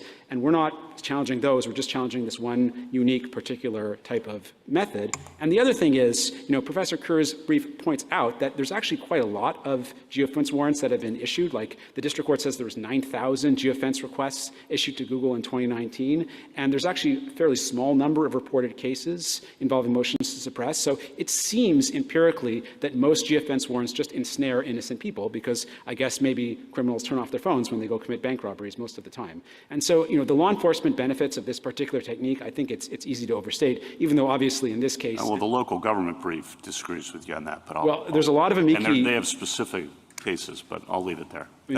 I think our side has some philosophical diversity from the amici as well. So I think both sides have a lot of people with different views on this. Thank you. Justice Barrett? Mr. Unikowski, would there have been a Fourth Amendment problem if the police had purchased this data from Google? I don't think the police could have theoretically done that. Why?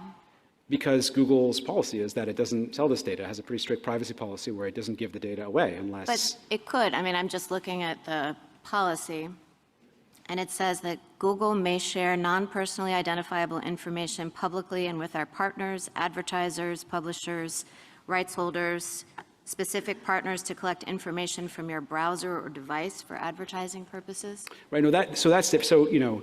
So Google shares aggregated information, like how many people searched for the word YouTube last year and things like that. But doesn't it share location information too? I mean, I feel like I get ads when I'm in particular places. I mean, I need to check my location services settings, plainly. Not that I'm going to commit crimes, but it seems to me like I suggest Google... you have IT do it. It does seem to me like Google does give your information away. I don't think it does. I think there are other Okay, well, maybe it doesn't apps. as a practical matter, but that policy, as I read it, does permit Google to do it. I don't think it does. There's declarations in the record that says that Google doesn't do it, and the privacy policy says that it's not going to share individual data with advertisers. I think what you read is not a reference to location history. I'm not sure what, I don't think it is, Your Honor. There's a declaration in the record, and there's live testimony, and there's a statement in the privacy policy that Google only does not share individual data with advertisers. It just doesn't do that. Like, an advertiser cannot go to Google and say... Okay, what if it did? What if it violated its own privacy policy and allowed the police to purchase it? Isn't that a problem between, like, the person who has the Google account and Google?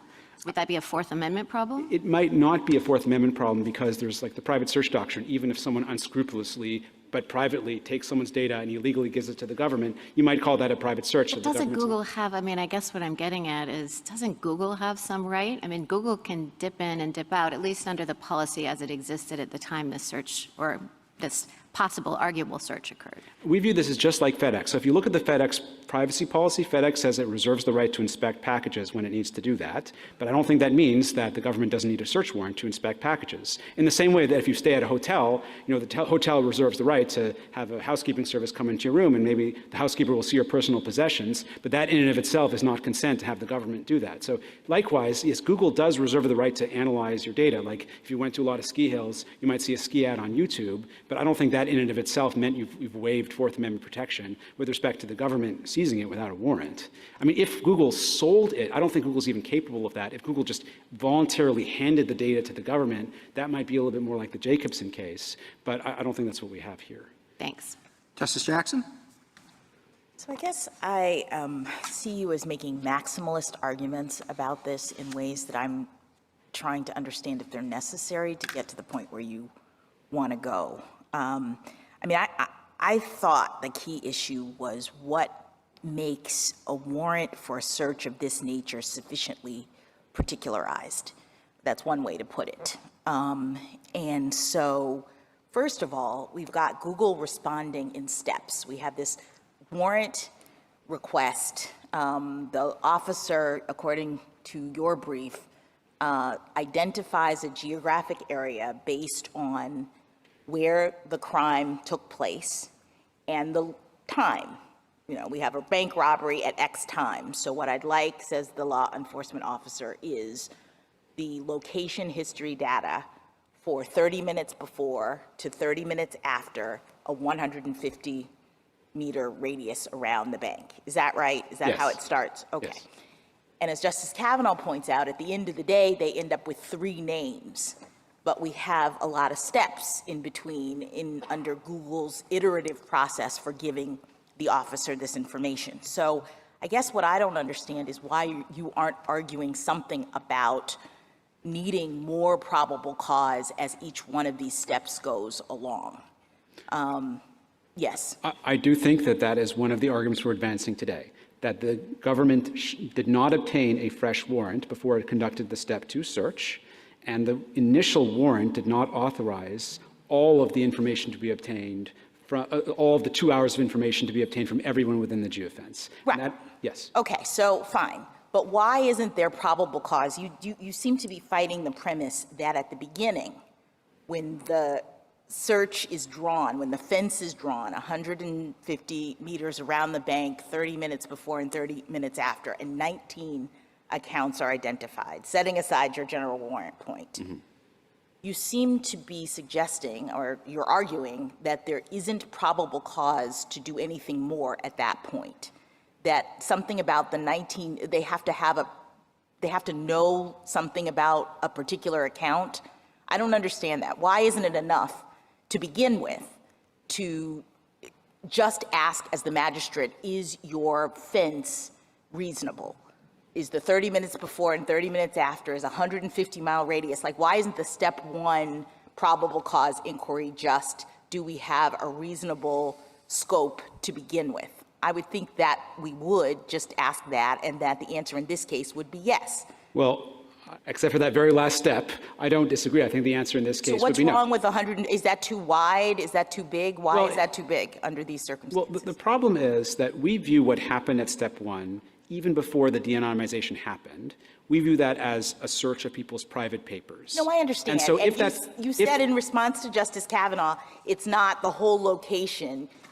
Justice Kavanaugh says this is Zurcher, which I think has some force to it, that we have a location and there are maybe 18 people in this 19-person search who are going to be innocent, who didn't know anything about this, but just happened to be there in that time. But Zurcher seems to say that's fine, as long as you have probable cause to believe that there is a crime that's being committed in this location at this point. You say, no, it's each person's individual count.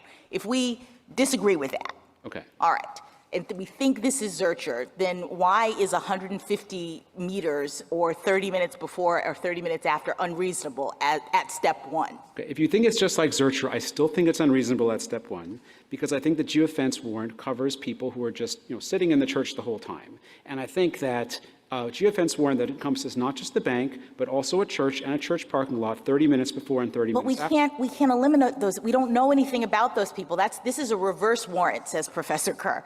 You're allowed to have the radius encompass people who aren't necessarily the bank robber if you're trying to find the bank robber and there's probable cause to believe he was there 30 minutes before or 30 minutes after. Well, you don't eventually get those people's names. That's the point I'll get to. But for step 1, I don't understand why there's a problem. I guess that's the question, whether it's okay under the Fourth Amendment to say, well, we don't know which of those people it is, so we're just going to search all of them to try to find the suspect. Because that's essentially what happened here. Okay, so isn't the real problem, if you're looking at it as I am, that the point that you made with Justice Gorsuch, that we don't understand how the police went from the 9 to the 19? That the next step in opening it up and looking for more information, there has to be some rational basis or probable cause to believe that these particular accounts we need to have more information for. And that's not in this record, right? That is certainly true, Your Honor. The warrant just told the police basically find the people that seem most suspicious to you. And the police just initially selected all 19. Google pushed back. The police selected 9. But the warrant itself doesn't provide any criteria. And if it did, would it be more particularized? And isn't that what we should be saying in this opinion, for example? Well, that would be a different way to achieve a Fourth Amendment, to rule that the Fourth Amendment was violated. That would be a very narrow resolution of this case. But yes, I do think that that alone is a sufficient basis to invalidate this warrant, even if the court disagrees with our broader arguments. Thank you. Thank you, counsel.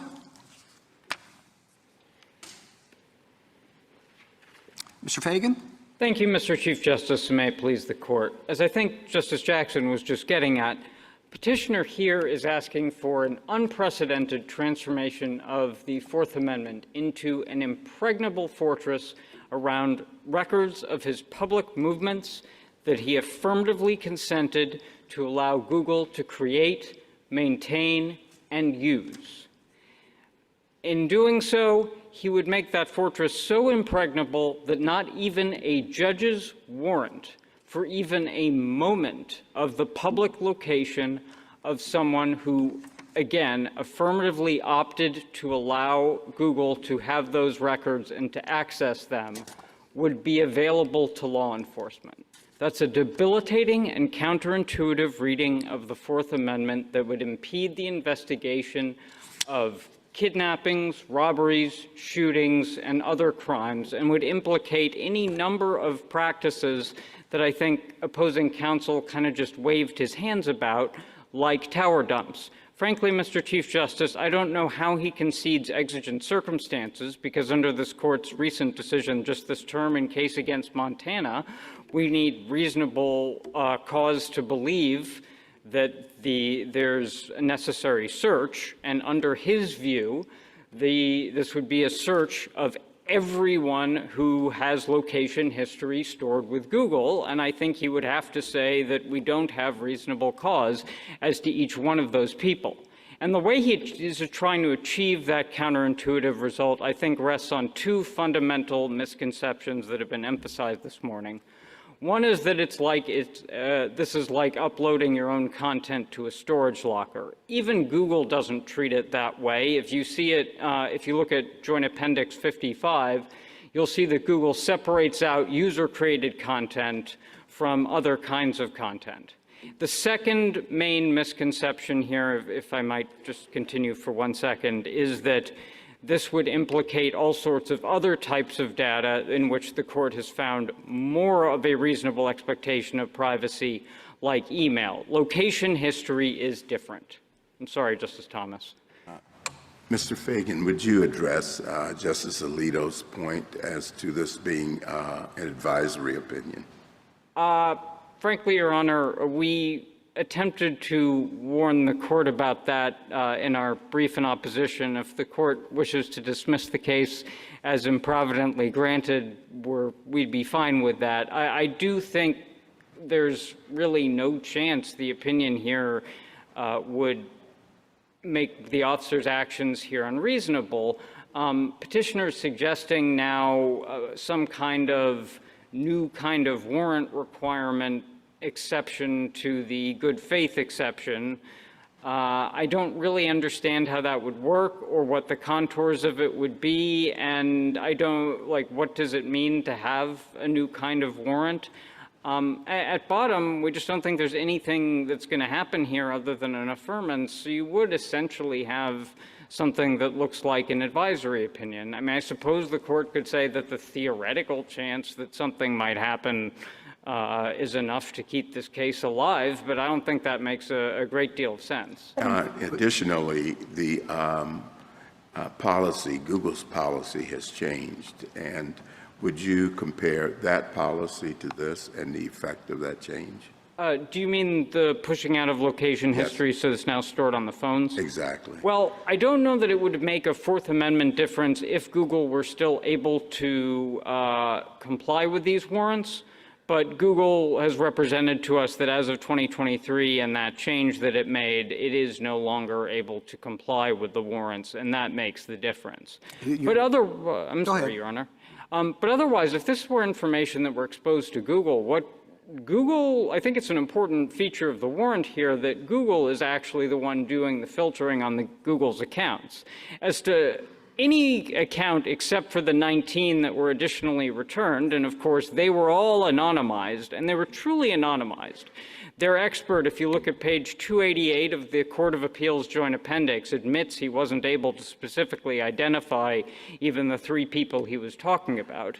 But as to everyone else other than the 19, they might as well not have existed from the government's perspective. And even Google didn't really learn very much about them other than that they were not within this 150-meter radius circle during that particular hour. I question whether that is an invasion of their reasonable privacy expectations.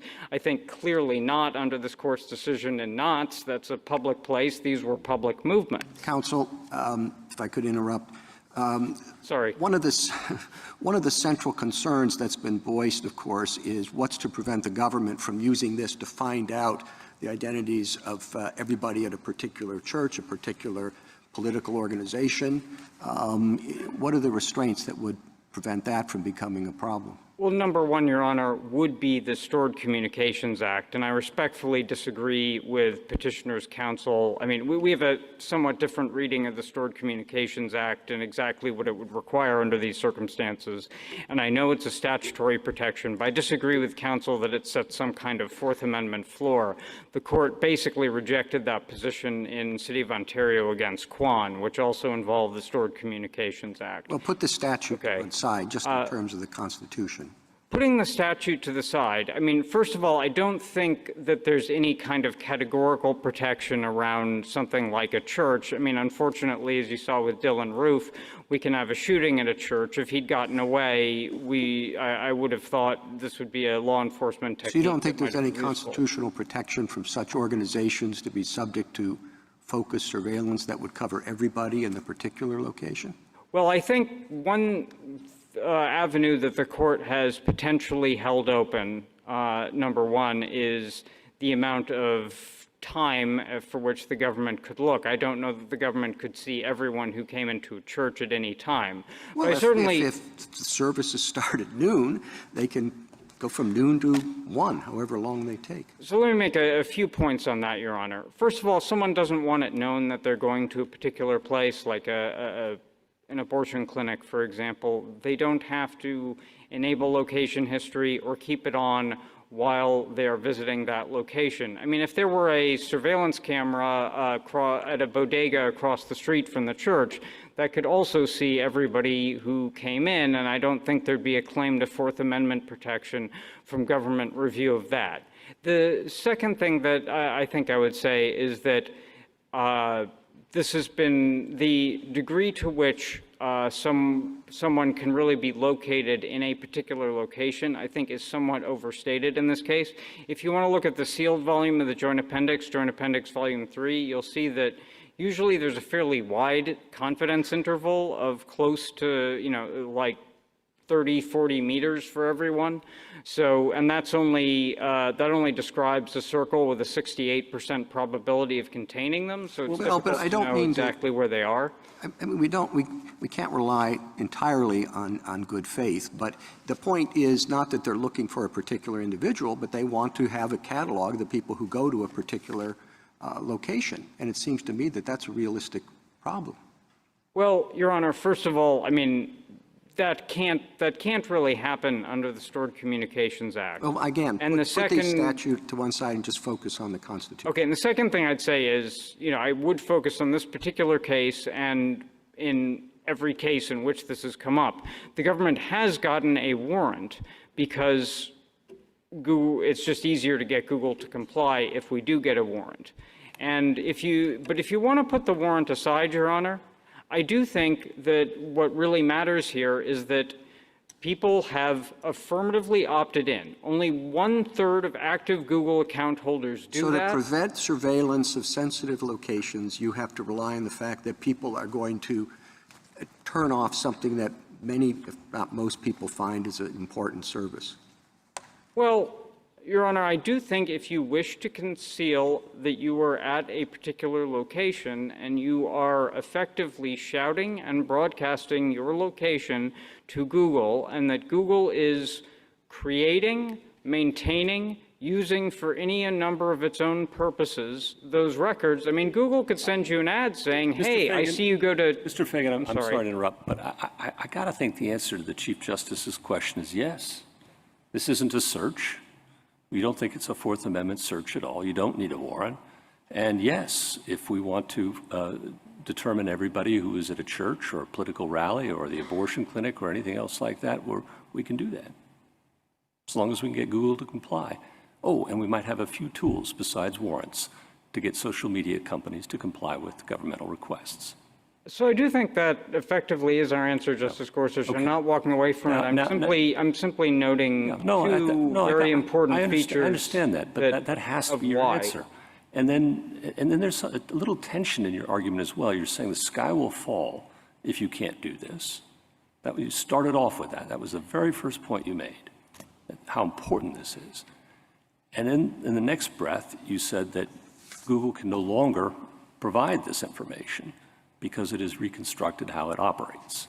Can both things be true? Yes, Your Honor.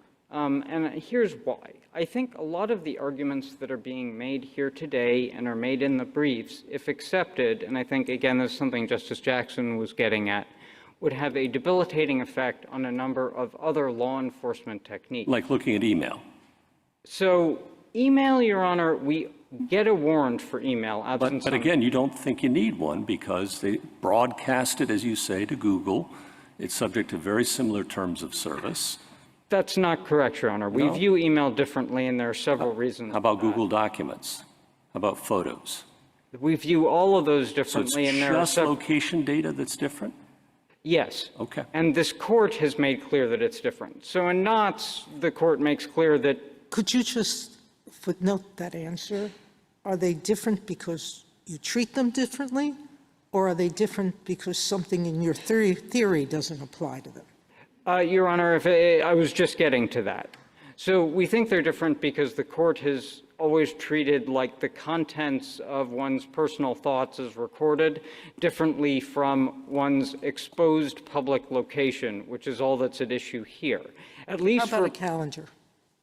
So your calendar, I also think, would be different from your location history, because a record, your own personal updated calendar of where you've been. And there are several reasons for that. I think the court has made clear in Knotts that exposing your public location for 2 hours, you don't have a privacy expectation in that. And that contrasts sharply with cases like Ex parte Jackson about physical letters, or even a case like Katz, which is about telephonic communications. Second, I think that's consistent with the original understanding of the Fourth Amendment.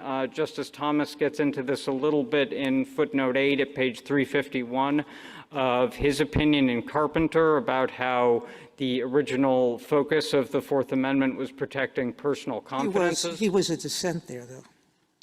On this particular point, Your Honor, I don't think there was... Yeah, but Mr. Fagan, I do think that with what the Carpenter majority- seems quite relevant to this. What you're now saying is location is different from email and photos and calendar appointments and everything else that people give to Google. And the reason is that location is just different because people just think that everybody knows where they are all the time. But I would have thought that Carpenter had something to say about that. So one point, and then I have 3 different reasons why this case is different from Carpenter. But well, let me just jump to the 3 reasons because that's what you're asking about. Number 1, we did exactly what Carpenter instructed us to do in this case. We got a warrant. Number 2, I do think Carpenter and Jones... But you're saying you didn't need a warrant. So, I mean, I think the question is your theory, not what you did out of the goodness of your own heart. Putting the warrant, which I think is the easy way to resolve this case, to one side. I think there are 2 key distinctions between this and Carpenter. 1, in Carpenter, you had essentially the creation of CSLI, cell site location information, as the price of even having a cell phone, which the court had said in Riley was a device that basically nobody can live without. That's not the case here. You have people affirmatively... Is that the standard, that nobody can live without this standard? That's the one fixed point that the court has given us. But here we're a long ways away from that, because even only 1/3 of active Google account holders bother to enable location. So where's the line if 80% enabled this? Would that make it a different case? I think that would be much closer to Carpenter, because I think, if I'm recalling correctly from Riley, it's something like 90% of people have cell phones. But I certainly think 1/3 of active Google account holders, which is a fairly small percentage of the world's population overall, shows that people don't need this. You can use Google Maps without location history. You can use Google Maps even without a Google account. The second thing I would say about Carpenter is that although neither Carpenter nor some of the separate opinions in Jones, like Justice Alito's opinion that you joined, drew clear temporal lines, I do think both Jones and both the opinions in Jones and Carpenter focus on detecting the patterns of life and long enough periods of location to show the patterns of life. I don't think 2 hours is enough to show the patterns of one's life. They might show that you went to a church once. It doesn't show that you're a regular churchgoer. It might show that you went to a doctor's office. I guess one question would be, why is it, why would the only thing that you would have an interest in protecting is the patterns of one's life, as opposed to the things that you do in one's life that you particularly don't want people to know about, such as going to a political event, going to an abortion clinic, etc. It's like I can tell you a lot of things about the patterns of my life. What I really want to keep private is particular things that I might do, on very discrete occasions. Well, 2 points, Your Honor. One is, I think the fundamental insight of Knotts is that if you walk out in public and you walk into some sensitive location, then you are exposing all of that to public view. In Knotts, they were following people to private residences. They didn't follow them into the private residences, but they were following people to private residences through the use of a beeper and stopping outside the private residence. Maybe you don't want someone to know that you're having an affair, but if you have a beeper in your car under Knotts and they're following you for 2 hours, they will find that out. Would your position be the same if you had picked up Mr. Chatrie in his home? There's testimony at page 120 of the joint appendix from this court that shows that we couldn't locate which of the houses was his, even though he eventually did go to a house, because, as it turns out, because the confidence intervals were simply too long. Your position would remain the same, regardless whether somebody was in his home at the time. Well, Your Honor, I guess I would make a couple of points. I think that we would argue that. I think the court could draw a distinction. And the reasons we would argue that it would still remain the same is, number one, we had no warrant. Number two, I think this would make this case somewhat like Caro, where it doesn't invalidate the law enforcement technique ab initio. It just means that someone with standing could suppress the information about the particular home.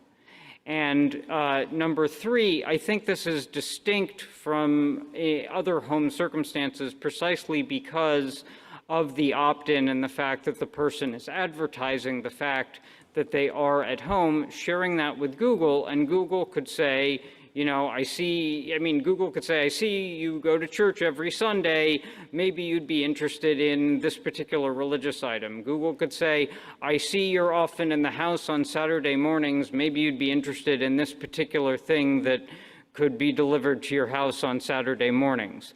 And so they are opting to share that information to get a purely voluntary service, and they're doing so, if you want to look at the terms of service, which we agree aren't controlling, subject to the full knowledge that of what Google is doing with it, and the ability of Google to respond in good faith to law enforcement or to make any number of other choices like sharing with service providers for Google that will expose that information to public view. You're really saying, you're leaning pretty heavily on the correct proposition that what you do in public view is not generally, you don't have a reasonable expectation of privacy in. But now you're telling Justice Kagan really that if you go into a private home, it wouldn't be a search?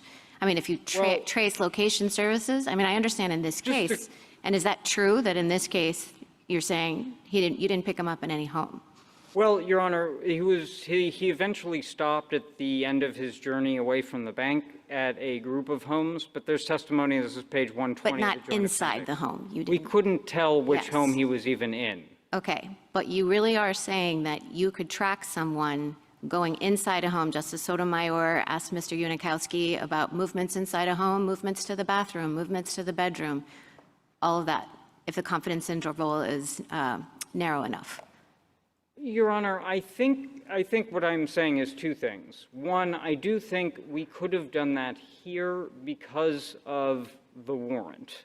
Like, okay, but I think the question is that Carroll. a search under your Is it theory? a search? I think probably, Your Honor, like, I acknowledge that's going to be a much harder case for us. But no, I think is if we your were to answer. argue that, I think I'd like to reserve the possibility that we could argue that it's not a search principally because of the opt-in and the broadcasting. But look, I fully accept that that would be a very, very difficult argument to sustain. Nothing in our argument in this case depends on it. And I'm not, like, saying that that's critical to our argument, and if the court thinks that that is a bridge too far, I'm fine with that. Well, I was just having except for it's totally inconsistent with your theory, but other than that. Other than that, Justice Gorsuch. On the particularity side, Mr. Fagan, let's say you go to a hotel, and the warrant is search all the rooms in the hotel for the gun on the bedside, or the storage facility, search all the storage units for a particular contraband, or the bank, go search all the safe deposit boxes for the pearl necklace that's been stolen. What's the difference between those cases and this case, assuming that I have a term of service with the hotel, with the storage facility, with the bank that says you can access these places from time to time for purposes that we agree upon, and of course you can do something with the government if the law allows it. So, Your Honor, I think this is this goes to a somewhat under-theorized portion of the Fourth Amendment, which is the definition of a place. I think we often have an intuitive sense of what's a place. In particular, with an apartment building, I think you would agree those warrants would all be impermissible. I don't know necessarily about storage locker one. That would probably be impermissible. Certainly, we couldn't search every apartment in a building, both because homes are first among equals and because hotel rooms, bank safe deposit boxes, storage facilities, the warrants I've just described, go search for the contraband, the gun, the pearl necklace. Okay or not okay? Are those sufficiently particularized? Well, let me take them each in turn, because I think the analysis might be slightly different under each of those things, Your Honor. First of all, for the apartment homes, no, and I think that's... Still haven't asked about apartments, asked about hotels. But I'm sorry, a hotel is the same because the court's treated it as a home. Okay. And houses are specifically listed in the Fourth Amendment, and they're first among equals. How about the other two? Okay, I think storage locker, I think probably we could not do that, and I think we probably couldn't do a storage room, although it would depend how it's organized. Like every storage facility in America, you know, with one of those awful rolling gates and a padlock at the bottom. So let me explain why and why that's different from this case, if I could. I'm just asking you, do you think that warrant would be sufficiently particularized, the one I described? Yes or no? I think it would be sufficiently particularized because it would describe what the government had basis to search for. The government could ask what I don't think the storage facility and require them to search every locker and 500 lockers for the contraband. What I don't think is that it describes a discrete Fourth Amendment place in which to search for the things that the government... So it's not particularized then? So I think it's really more about place than particularization there, assuming there's probable cause to believe that the area writ large is going to contain the contraband. If I could explain a little further on this, Your Honor, I think what makes the difference in some of these hypotheticals versus what we have here. Well, first, I just want an answer to my hypotheticals, and then we'll get to here, if that's all right with you. Your Honor, my answer to the hotels is no. My answer to the other two is very likely not. Okay. Yeah, I would need to know a little more about it. Okay, all right. And now let me explain why. And now turning to this, do you agree that Google had to query every single user's account? No. Well, you said I mean, so on page 10 of your brief. do you mean query do you mean query is like a synonym for I'm using search your in the Fourth word from Amendment page sense? 41. Oh, okay. Yes, I do agree Google had to query in that sense. I'm sorry. I thought you meant And there are about query as a 500 synonym for million search. users' accounts, right? Yes, I agree with that. Okay, all right. I agree, and let me tell you why it's different. I think the reasons the hypotheticals, but I apologize for misunderstanding your use of query as a synonym for search. The reason this is different is I think it's a lot about opacity and control. And what I mean by opacity is the separateness of the different spaces. And control is who has control over those spaces. Here is a case where I think, as the court recognized in Riley can often happen, the physical analogies kind of break down to some degree. The court has been clear in Smith against Maryland. Well, let's just stop there. Let's assume that these accounts are kept in, you can call opacity or whatever you want, but are kept in the same kind of discrete manner as your email is. Well, Your Honor, I don't think that's the case here. I think let's assume it is. Let's assume it is. Let's assume that the Google user account, we've got a lot of briefs on this. So, Your Honor, they're categorized similarly by user and walled off from other users, both the email and the location data. Let's assume they're similar in that respect. Your Honor, if this were a record that the user created and uploaded, our answer to this case would be different. But in this case, this is a record that Google creates, Google software sends it, Google processes it, it runs its own algorithms to actually figure out what information it's storing. It is data that Google maintains and data that Google accesses for any number of reasons. If we were to have a physical analogy to storage lockers, and I'm not sure how useful these physical analogies are, it's like having a bunch of storage lockers where there's a glass wall in front of them instead of having an opaque door for each box. All the government is asking for here is to get in the room and look at the front of those storage lockers. I don't think that the limited amount that even Google sees at step one is going to be considered a search. And as I said earlier, from the government's perspective, all of those other storage lockers, if you want to call them that, and we're accepting that analogy for purposes of this answer, all of those other storage lockers might as well not exist. For all the government knows, there are only 19 people who have their location history. Mr. Fagan, is that because at step one, unlike the examples that we've been talking about, you don't know how many apartments there are. You don't know how many storage lockers there are. At step one, it's just like getting a list. There are 16 apartments in this building. Right? That's why I'm appreciating a difference between the steps as the iterative process with Google goes forward. Step one is we have a bank robbery. Here's the bank. We would like to know how many cell phone accounts were in this radius during this period of time. Right? I mean, you don't have the names, you don't have anything more than that. I'm struggling to understand the step one problem, other than to figure out how the government came up with 150 meters and 30 minutes before and after. So can you start maybe by answering that question? Where does that where do those numbers come from? I can't help your struggle with step one because I too don't see a problem with step one.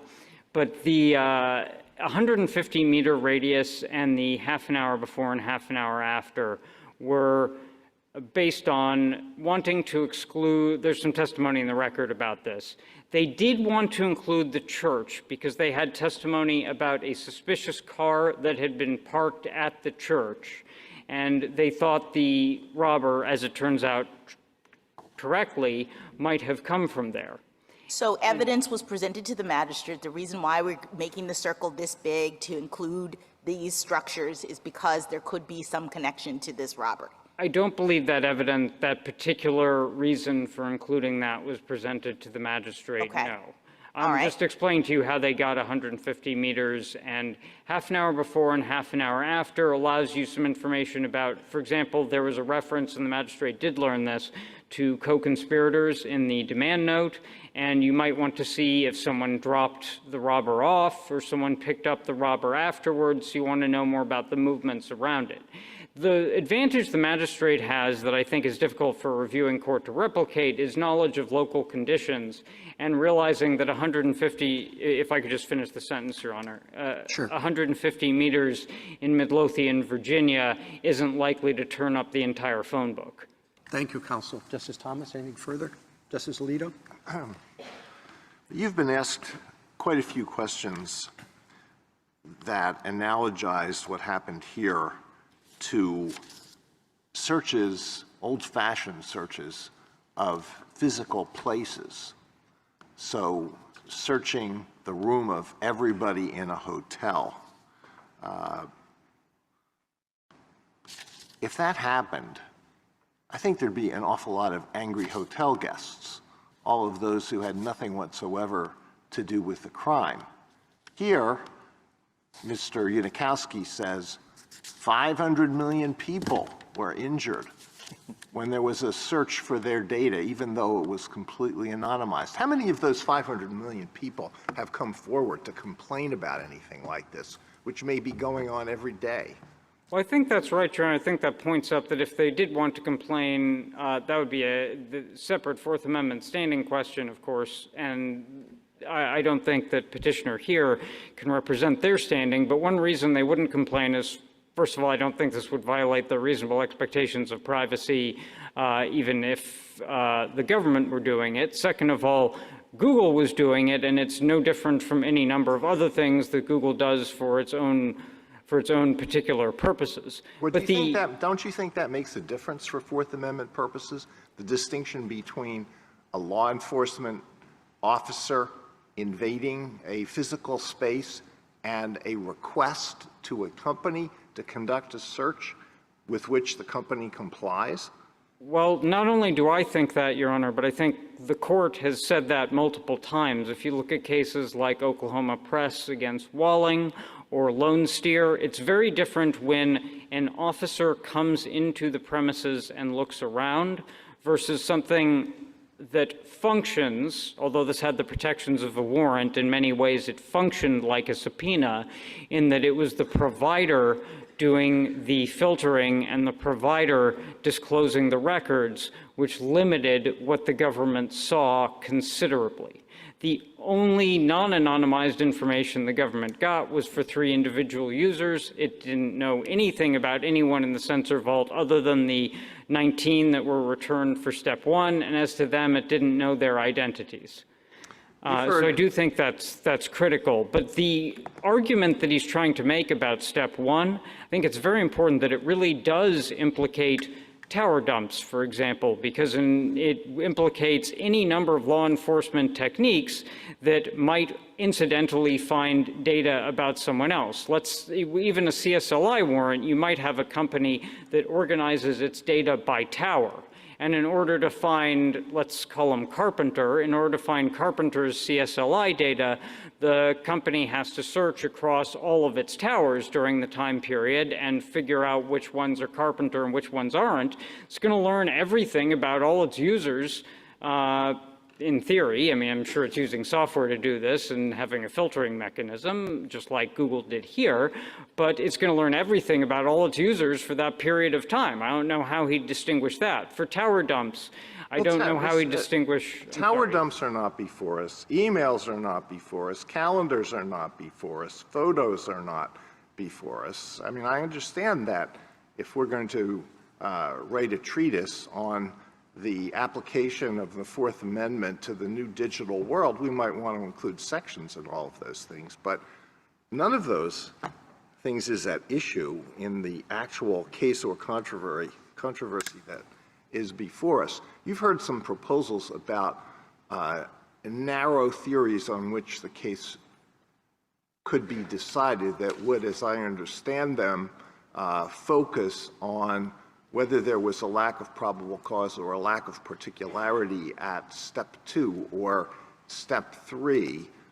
What would be the precedential importance of a decision like that, which turns on the particular warrant that is at issue in this case?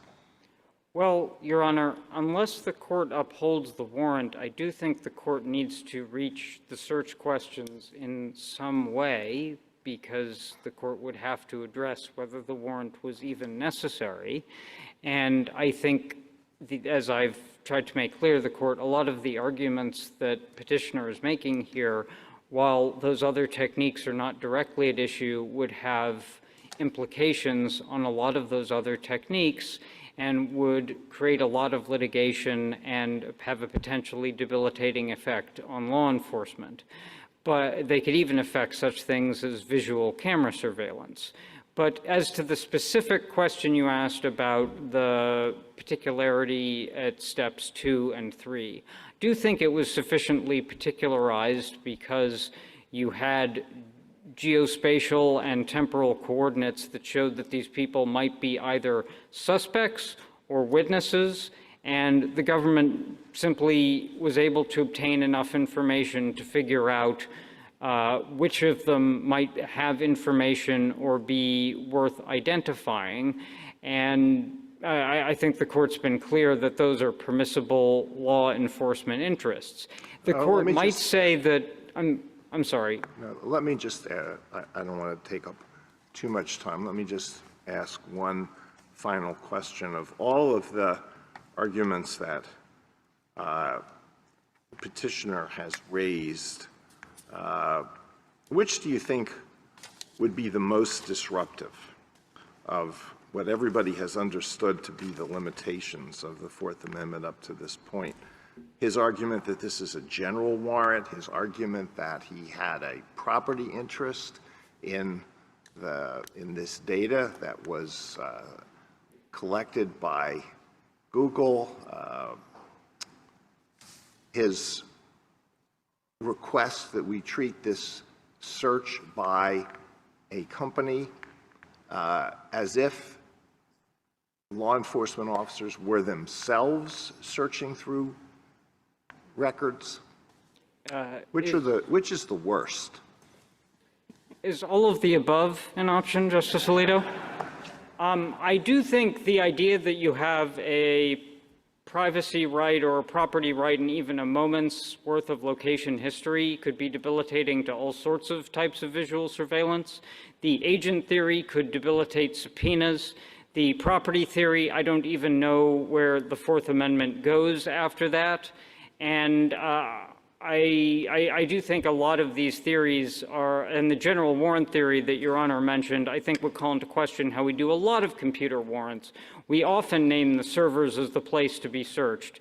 And I don't frankly know, and I don't think courts are well equipped to find out exactly how data is organized within a particular company, and I don't know whether we have to take discovery on that in every case where we seek a warrant and actually really go down to the nuts and bolts or the virtual nuts and bolts of how a company does this. All right, thank you. Justice Sotomayor? A few questions. Number one, the Stored Communications Act, a violation, Mr. Unikowski said, may be a violation, there may be criminal penalties for it, but it doesn't give a suppression remedy, correct? That's right. All right. Number two, you're saying everything would be horrible, but Carpenter has already said you need a warrant, correct, for data? Correct? And we got a warrant here, yes. All right. But you're saying I didn't need a warrant because it was a short period of time, assuming I disagree with that. Well, Your Honor. Just assume that, okay? There are 3 steps to this process. Were the 3 steps approved by the warrant? I read the warrant, but now I've forgotten. Were the 3 steps approved? Yeah, the 3 steps were all laid out within the warrant itself. But the one who made the choice at step 2 and step 3 was Google, not a magistrate, correct? Well, Your Honor, the warrant required the government to make reasonable efforts to minimize between steps 1 and 2 and well, steps usually, 2 and 3. isn't it? I thought that if for the foreign checking system that we have, that magistrate judge says you have to minimize as you're doing it, but come back to us if you want a greater scope, correct? And here you went from 30 minutes to 2 hours, and you didn't get a magistrate judge. That correct? was expressly authorized within the warrant. The warrant's parameters said that step 2 would be an hour before and an hour after the robbery. Okay, I thought it was 2 hours. Maybe I misunderstood. That's a total of 2 hours, Your Honor. I see. 1 hour All right, I before, 1 hour misunderstood after. that. The original was an hour, half an hour before, half There an hour are, after. I understood, many jurisdictions in which the government is going back at step 2 and step 3, correct? That's not much of a burden. If So, you got in Your step Honor- 1 and you can explain your reasons for why you're narrowing the warrant and why you need it at step 2, you could do that. We could do that, and with more recent warrants, the government has done that. Obviously, this was a Virginia warrant. But just to defend this warrant for 1 second, I think the court recognized in Scott, which is a case we cite in our brief, which is under the Wiretap Act, not directly a Fourth Amendment case, but the same principle applies. Now, there's value, isn't there, in our saying something like, or deciding, we need a warrant? It has to be particular as to time, place, time,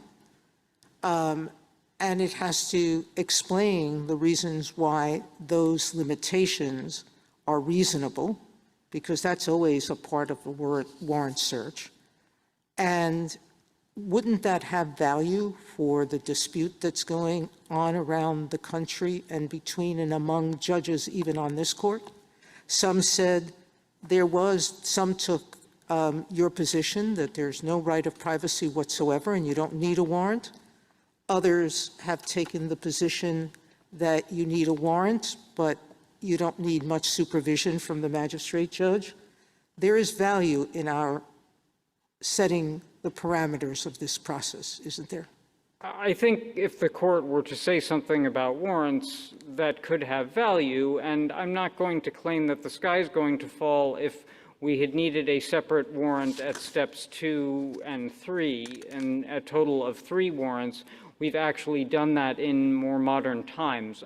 But what I am saying is that I would caution the court against saying that warrants can never include any kind of discretion, like the warrant did here. We don't need to say that. If all we said was you generally need particularity, the way you do in any situation, you have to give enough to say there's a reasonable probability or fair probability, I think is our language, that evidence is in a would be disclosed, and it's a limited search to these times and places, and you have to do it at each stage of a warrant.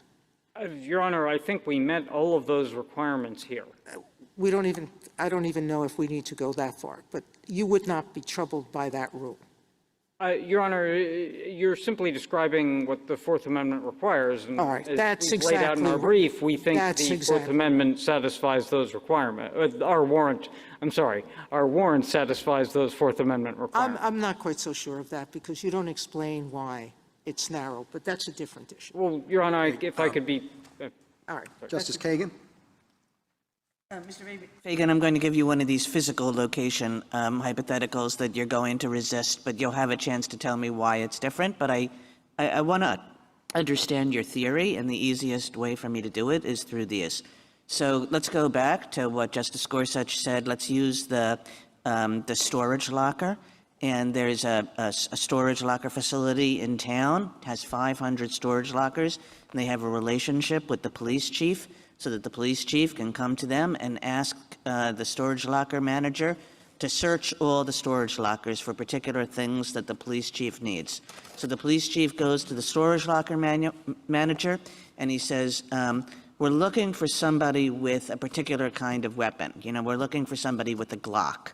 And the manager goes through each of the 500 lockers, and he comes back to the police chief and he says, I've got a list for you. We have 8 lockers that contain a Glock. And now we're going to have a further conversation, you and me, the manager and the police chief, about which of these 8 you really want. In that situation, how many of the lockers would you say have been searched? And how should a warrant respond to that? In other words, have 500 lockers been searched? Have 8 lockers been searched? Or have 0 lockers been searched? I think some of that might depend on exactly the circumstances under which the proprietor of the storage facility was permitted to go into the storage lockers, because that might set some of the parameters of the reasonable expectation of privacy, or at least inform them. I also think it's distinct from the circumstances we have here because you actually have someone who more plausibly could be seen to be acting as a government agent than the recipient of a warrant or a No, I guess what I'm saying is just assume that the relationship is similar to the relationship between Google and the government, and just assume that the terms are similar to the terms that Google has with its customers. So all of that is the same. So 500 lockers searched, 8 lockers searched, 0 lockers searched. Your Honor, I think to the extent we're talking about physical objects that are put into a storage locker that is expected to remain locked except when the user comes and wants to take something out of it, I think we might say that was a search of all the lockers because someone went in and looked in every single locker. And so what would you need for a warrant for that search? I think we'd need probable cause that there was going to be a Glock in one of the lockers, but I think... So you couldn't get it for all 500? I am uncertain that would be valid for the reasons I was discussing with Justice Gorsuch, in that those might all be separate Fourth Amendment places, and we'd need specific probable cause as to each. I don't think that's true of the database that Google maintains. Okay, so what is the difference in your view? So I think the difference in our view is, first of all, to the extent that I heard opposing counsel, and this is in their brief, just suggest that Google's database is quite large. I don't think that in itself is a problem. I mean, obviously you could get a warrant to search a large house where the rooms are accessible to one another, or a large file room, even if it's physically separated across multiple rooms in a facility. I think the main difference here is that and Your Honor, here I maybe am going to resist the physical analogy a little bit, but I don't think that these are the same thing as discrete storage lockers. These are more like storage lockers that don't have the set of expectations that I was just positing in answer to your hypothetical, and really are like a bunch of storage lockers with a glass wall. You could imagine, Your Honor, a coat check where we know that somebody dropped off drugs at the coat check, and we know what the person's name is. We don't know the coat check number. On their view, we couldn't get a warrant to go look at all the bags for the ID on the bag for the ID matching the person who dropped off the bag, because those would be unnatural bag searches that would be unlawful under the Fourth Amendment, and so we'd wind up searching everybody's bag. I think this is somewhat addressed, somewhat obliquely, I suppose, by the citation we have on page 44 of our brief to Chapter 8 of Professor Lefebvre's treatise, which allows for, even in a bailment situation, we don't think this is a bailment situation, but even a bailment situation, there's general agreement among courts that the bailee, the person with possession of the property, can look at it on behalf of law enforcement within the terms of the bailment. And here, what you have, again, we deny that it's a bailment, but if you want to analogize this to some kind of bailment scenario like you might have with the storage lockers, we'd still be within the terms of the bailment because Google wasn't doing anything other than stuff that Google could already do. Thank you, Mr. Fagan. Justice Gorsuch? Justice Kavanaugh? You always get a warrant, you said, and the states always get a warrant. So in terms of practical problems that would ensue, I gather there would be no practical problems. I understand your legal theory, but no practical problems from our saying that a warrant is required. Is that accurate for these particular kinds of warrants? Your Honor, if the court were to say that this warrant was fine, we have no... That wasn't my question. Well, I mean, Your Honor, I think it is a huge The caveat. question was, are there any practical problems that you want to identify with getting a warrant in particular? Yes. I don't... And I assume the answer is no, because you've many times today said we always get a warrant in response. That's right, Your Honor. My answer is no, but I would worry about an opinion that... How we say that, I get that. What you say. Yes. But like, I don't think we've had practical problems getting the warrants we need in these cases. And then if a warrant's required, it comes down to how particular, I think, correct? It has to be in describing. I do think... And on that, I just want to, I think you're going to agree with this, but I just want to get this out there and you tell me, there's a big difference between the issuing judge and the reviewing judge. That's the good faith. And the issuing judge, it seems to me, we should set some parameters, reasonable temporal scope, reasonable geographic scope, but then we trust issuing magistrates around the country to implement those rules. When it comes to the reviewing judge, we don't micromanage in second guessing what the issuing judge did so long as it doesn't exceed, certain bounds that we've set forth. Is that correct? Yes. And what should we say if we say reasonable temporal and geographic bounds for these kinds of geofence warrants? Is that all we need to say? Maybe you want us to say the ones in this case. Should we get into this case, or should we just say it has to be reasonable temporal and geographic bounds and send it back to Justice Alito's first question? We're at the reviewing stage, not the issuing stage here.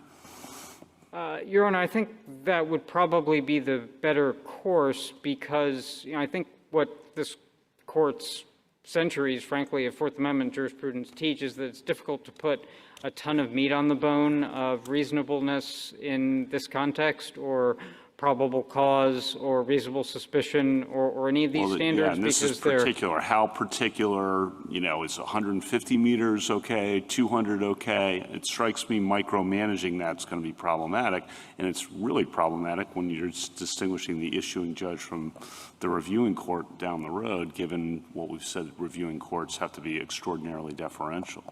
Yeah, and I think the court could direct some attention to the magistrate about, not wanting, as I was suggesting to Justice Jackson, drawing parameters that under local conditions are likely to turn up much more than the government needs. But Exactly. If we say things like that, we trust the issuing judges around the country who do this every day to make. You should trust them, Your Honor, and frankly, our incentives are perfectly aligned with theirs, because when we're seeking a warrant like this, we don't want more information than we really need, because that just increases the noise-to-signal ratio and makes these more difficult to actually find the criminals. I believe there's some suggestion from opposing counsel that often these warrants get abandoned or quashed and they don't really turn up much evidence of crime, and that may be because some law enforcement agencies, I'm not impugning any specific one, we have many wonderful law enforcement partners, aren't drawing the parameters narrowly enough to even help themselves. So everyone's incentives are aligned here. Thank you. Justice Barrett? So you described Mr. Unikowski's position as maximalist, but there's a risk of the government's position being maximalist the other way. And I think, two particular concerns are the ability to track into private residences, and you didn't concede that. The other is calendar, photos, email. Can did I understand you before to say that you are conceding that would be different and that would be a search? Yes, and I do concede that tracking into a private residence without a warrant, I think, is a very, very difficult argument for us to make, and I'm frankly not sure that we would actually make it. I was simply noting that unlike in Caro, where the court held that we would have needed a warrant. Sure, but you didn't rule it. You didn't rule it out. I understand. I didn't want to categorically rule it out. Right, but you are saying that you would need a warrant for calendar, photos, email. Yes. That would be a search. Yes, Okay. and let me, I'm happy to Sure. explain if again you wanted to- why, well, why I think that would be. I just wanted to Okay. make sure we had a crisp understanding of what the government's position was on that, so that's Yes, sufficient. that is the government's position on both of those issues. Justice Jackson? Yes, really quickly. I think there's something about the iterative process that may matter. And so just taking Justice Kagan's hypo really quickly for an understanding of what is happening. Tell me if the government is thinking about it in this way. You keep saying this is like storage lockers with glass fronts, with glass in the front of it. They don't have solid doors. Anyone can look and see what's in there. So step one is the government saying, tell us if, by looking at these lockers, any have bags in them that might have a gun in them. Give us the list of the ones, or how many have that, I think is a sort of a step one concern. And then maybe step two is, once you've gotten that subset, open the lockers and see if there's really a bag, or feel if there's really a bag. And then step three is open the bags inside each of the lockers.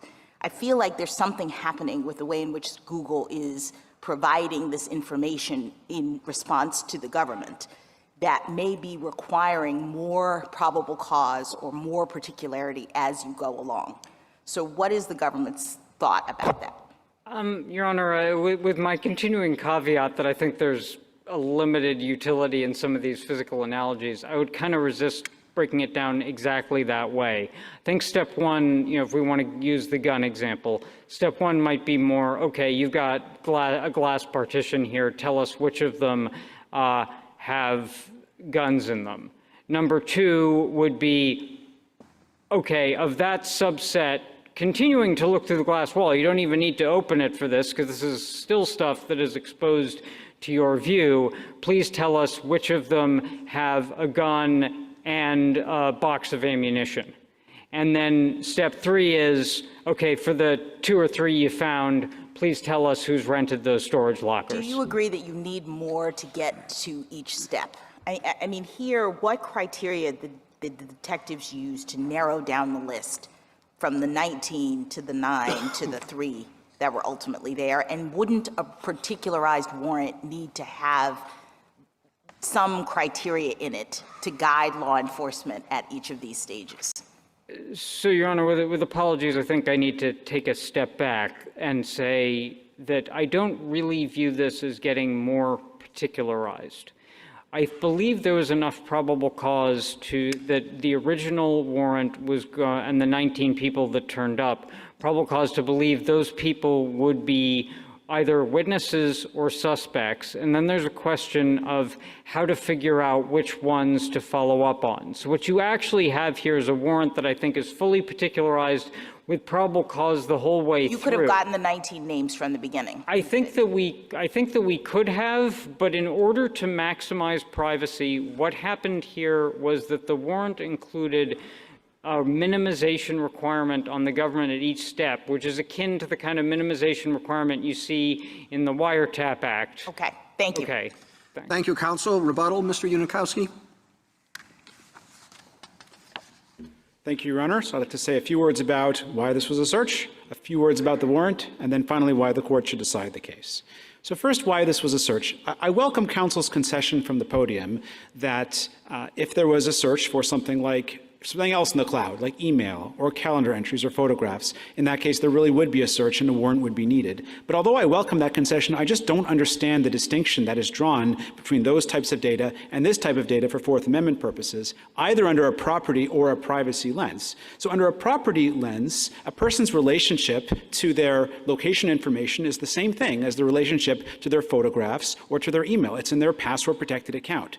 Counsel suggested that the answer might be different because it's in some way raw data. It's sort of generated by your phone as opposed to sort of a creative writing. So first of all, it's generated by the person in the sense that you move around.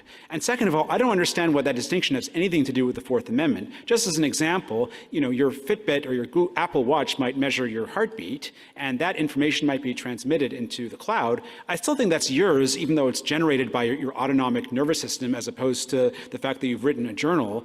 It just seems to me that if you have control over the data, you can turn it on, you can turn it off, off, you can delete it. It just doesn't matter if it's created by taking a photo as opposed to by the fact that you've decided to go somewhere. Similarly, from a privacy perspective, I don't see why a photo you take outside is somehow more private than where you were that day, because you don't have an expectation of privacy in like the thing that you were seeing if you were outside, but you do have an expectation of privacy in all of your photos, and likewise, you have an expectation of privacy in everywhere you've gone. So I think that if the court accepts the government's concession that you have an expectation of privacy or a property interest in photos and emails, the same thing would be the case for location history.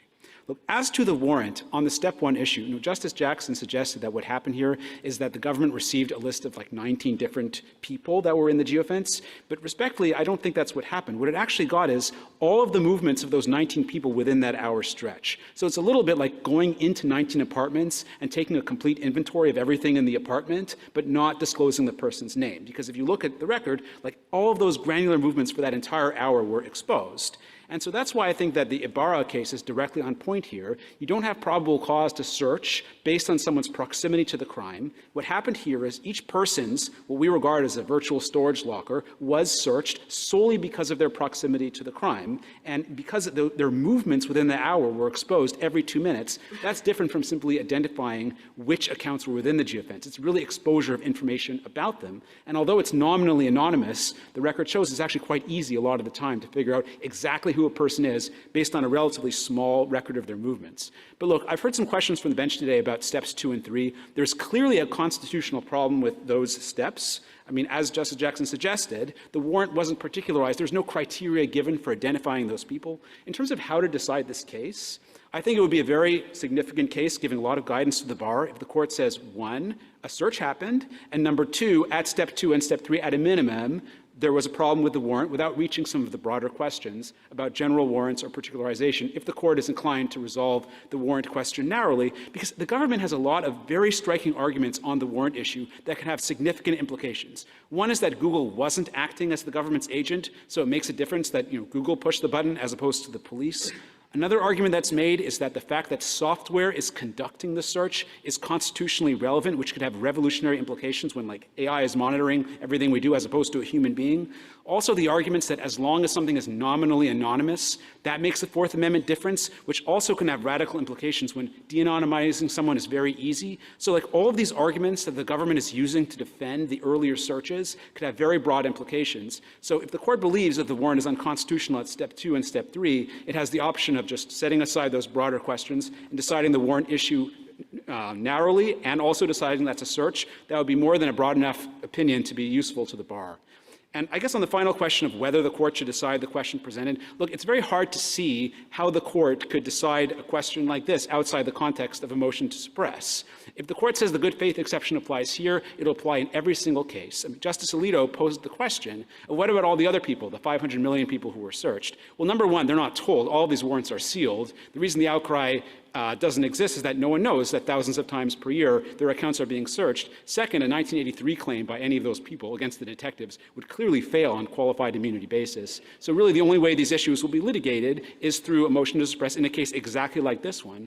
And this is a good vehicle to decide the case because there's an extensive evidentiary record. There's declarations from Google, there's live testimony from Google. You'll never have a case with a more detailed account of the technical aspects of the case than this one. And so that's why I think the court should decide the Fourth Amendment question in this case. Thank you, counsel. The case is submitted.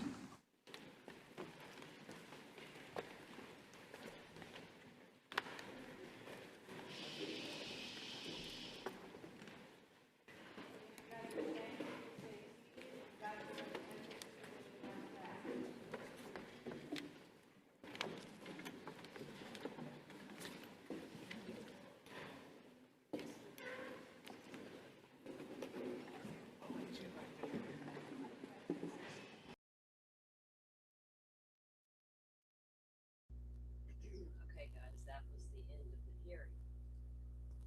Oh, yeah, we got my mic down. Everybody still with me? Did y'all nod off? Let me. Am I still here? What's happening? Hold on.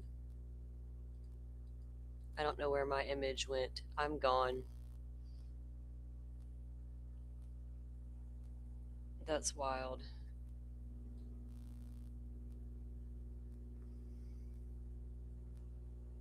I have no idea where my profile photo went, guys.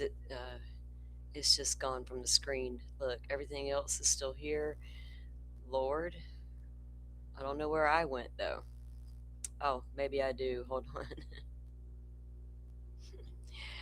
Are you guys still with me? Okay, Forrest is still here. Yeah. So I found that interesting there. I listened to the arguments and I still hang on because I'm trying to figure out where I went in this. Why is it doing that? That's insane. There I am. There I am again. Okay. Well, we'll just do it like this. I don't know what's going on there. All right. Did y'all find that interesting or boring? I listened to the arguments, and I don't know if y'all listened. Who do you think had a better argument for the warrants that, we're screwed, or you could understand some of the arguments as to why they shouldn't be using the warrants? They both had good arguments,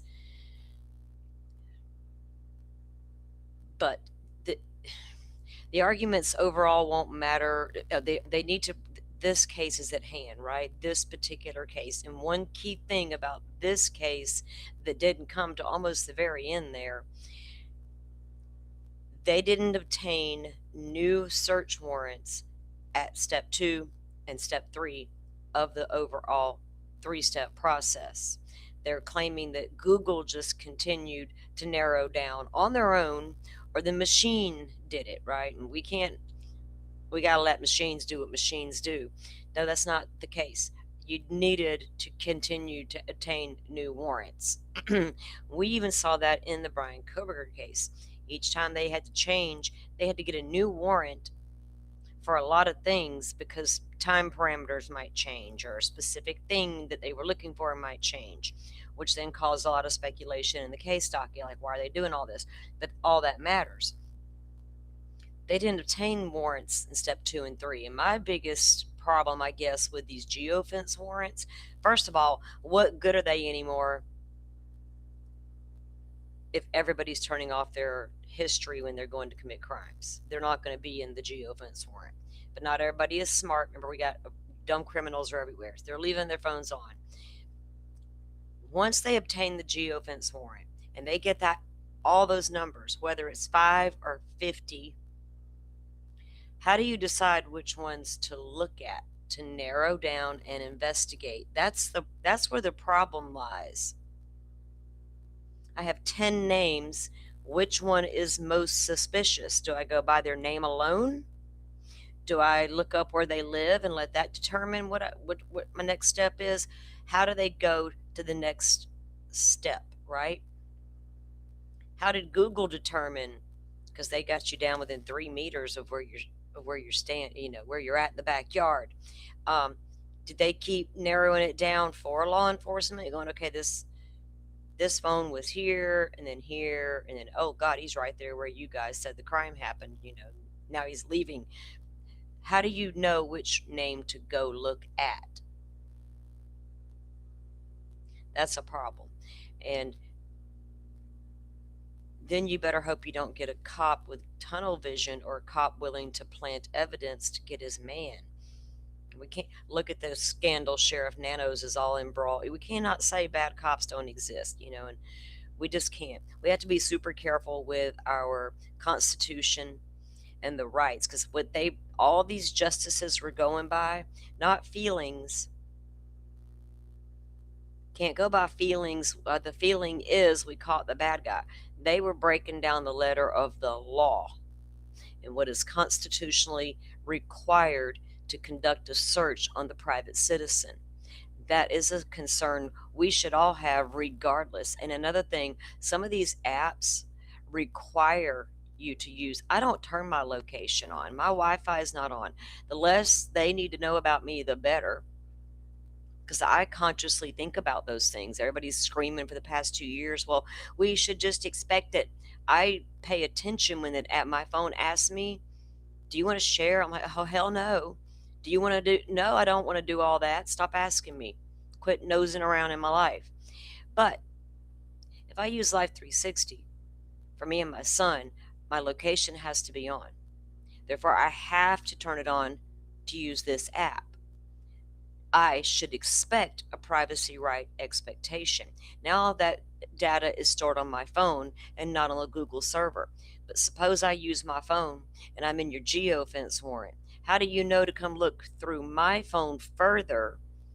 And did you obtain a warrant to do that? Right? Did you obtain a warrant behind my back and you pulled all my phone data records and I've got my physical phone, but you got all my records and I'm not even aware? You know what I mean? That's what you have to wonder will come next in the process of it. And this thing about every time we step out that front door, are we going to live in a world where we're okay that means we gave up every single right we have to privacy because we stepped out of our front door into public? I stepped into public. Now everything I'm doing while I'm out here is completely public. Everything about what I'm doing. No, it's not. Just because I stepped into the public doesn't mean you get the right to do anything, right? I still have my rights. I'll be interested to see how the courts vote. What do you guys think? Do y'all think it's a good argument for or against geofencing? Do you have an idea of what the court might decide? How do y'all feel about the process after hearing all that?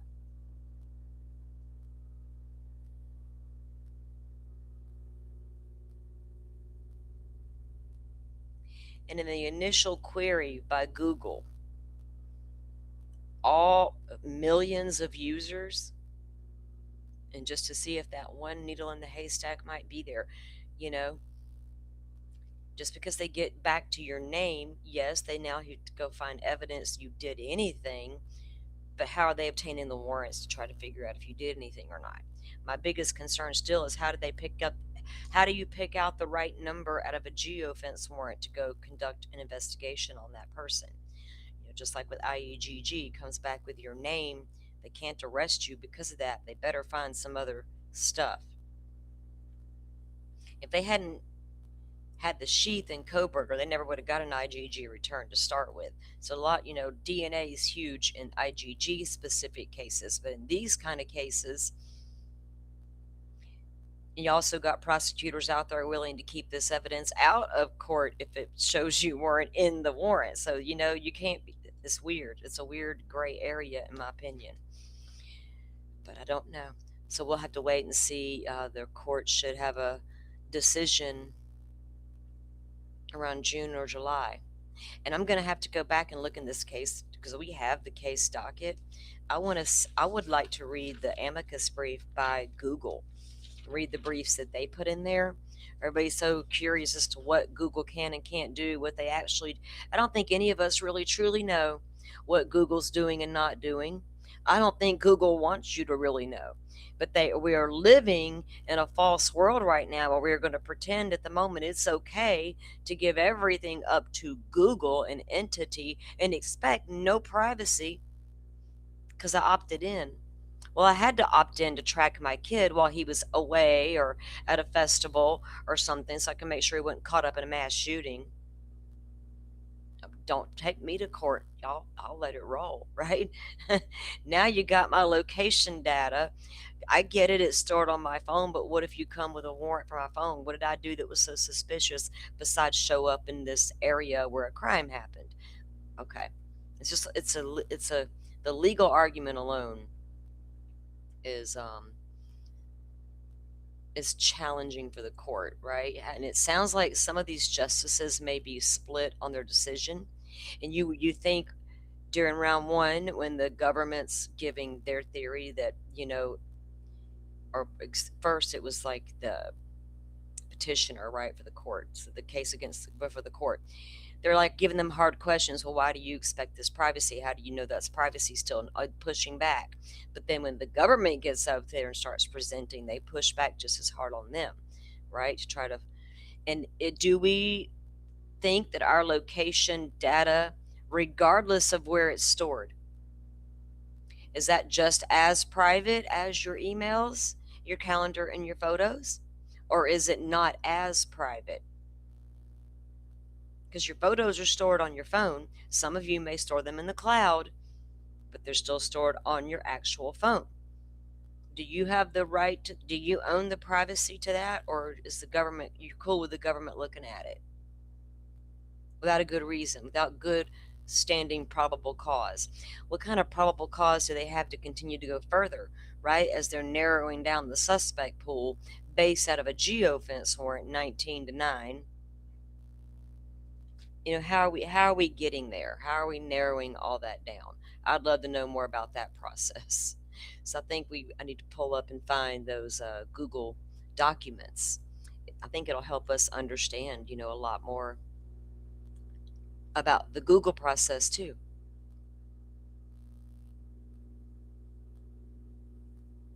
Yeah, Forrest, I agree. The steps in between, because just like with a standard warrant to go search a home, you have to have particulars in the warrant. Like even with Brian Koberger's apartment, they couldn't search the out storage building. Once they realized his apartment was assigned one, when they got there, they couldn't search it. It wasn't in the search warrant. They had to call the judge and get permission to go search that unit now. So they had to do that. So with each step requires the warrant, right? So when they're narrowing down these people, where's the warrants for that parameter, right? And how did you get the probable cause to know that? That's what I'm wondering. The biggest question I still have on these geofence warrants: how do you know which number to go after to investigate? And how did Google help you narrow it down? By narrowing down that person's every single step? Well, this has got to be the guy because he's closest to the crime, or he fled, and how do they know, right, which one to go after?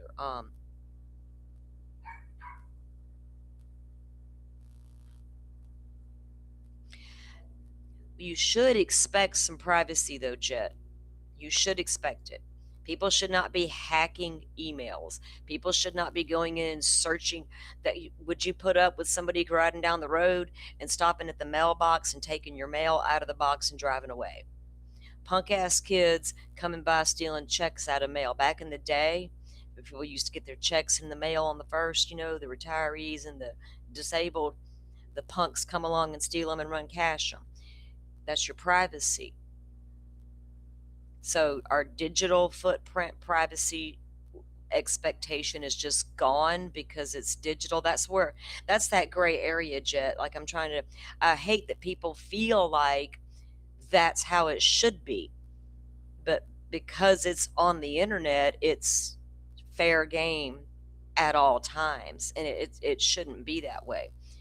We lost control, 40 years ago, and everybody wanted to be all free will about everything. So we're like, okay, we don't control nothing. But damn it, man, hindsight and all that, people need rules to follow, right? If we had a lawless society, what would it look like?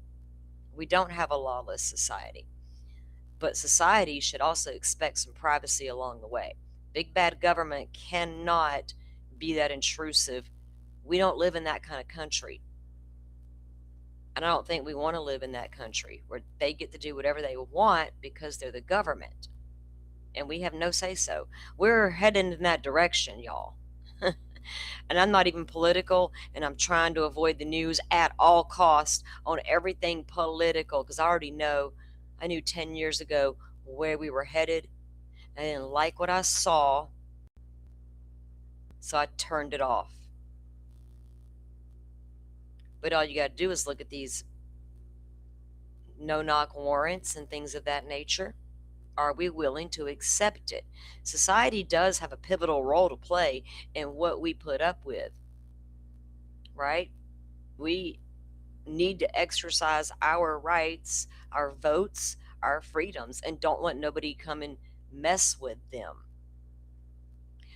They performed IgG on a glove found 2 miles away from Nancy Guthrie's home, and turns out it was a restaurant employee. Do you think they went to every restaurant in town and swabbed every single worker and matched it back to the glove? No, they got it through illegal IgG.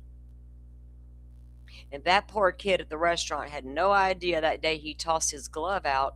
Now they're investigating him through some genealogical database. And if that glove had been closer to Nancy's house, would he now be the suspect? Would they be engineering evidence against him? I'm not accusing them of engineering evidence, but they could.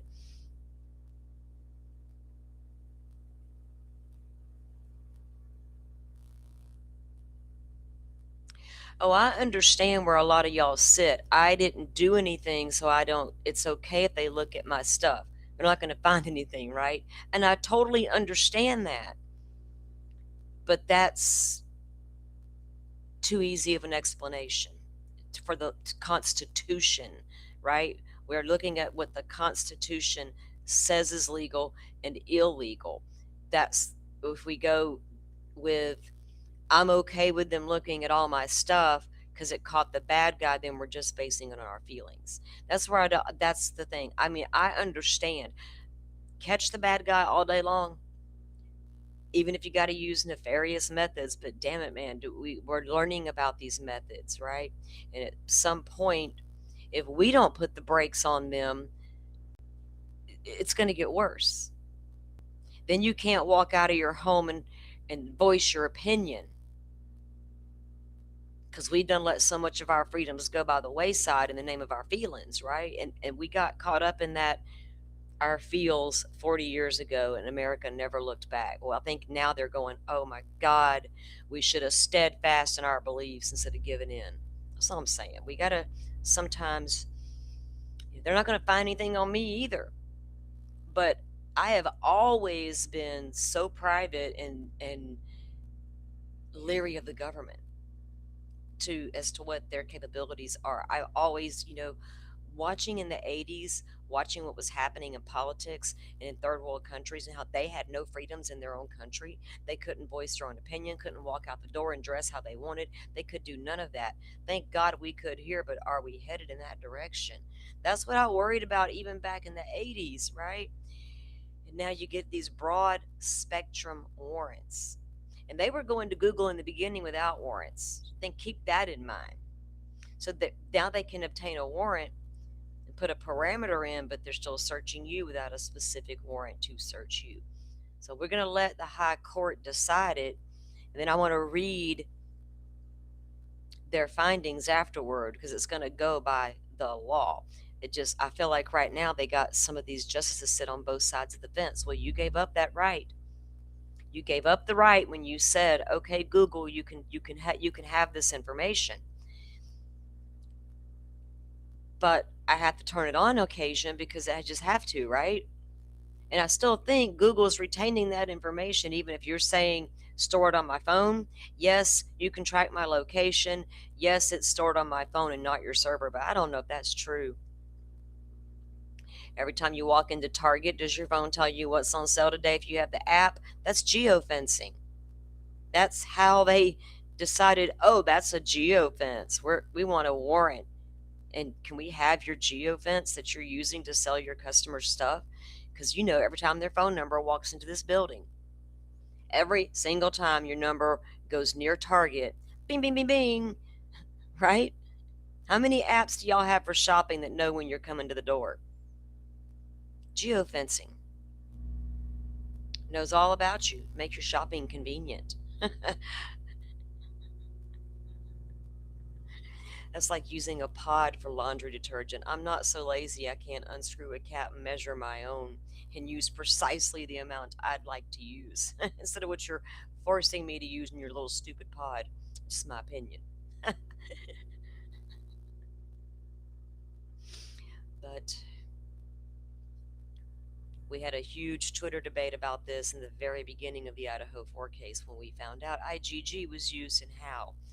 It became a conversation on precedents being set in that case. If it had went to trial,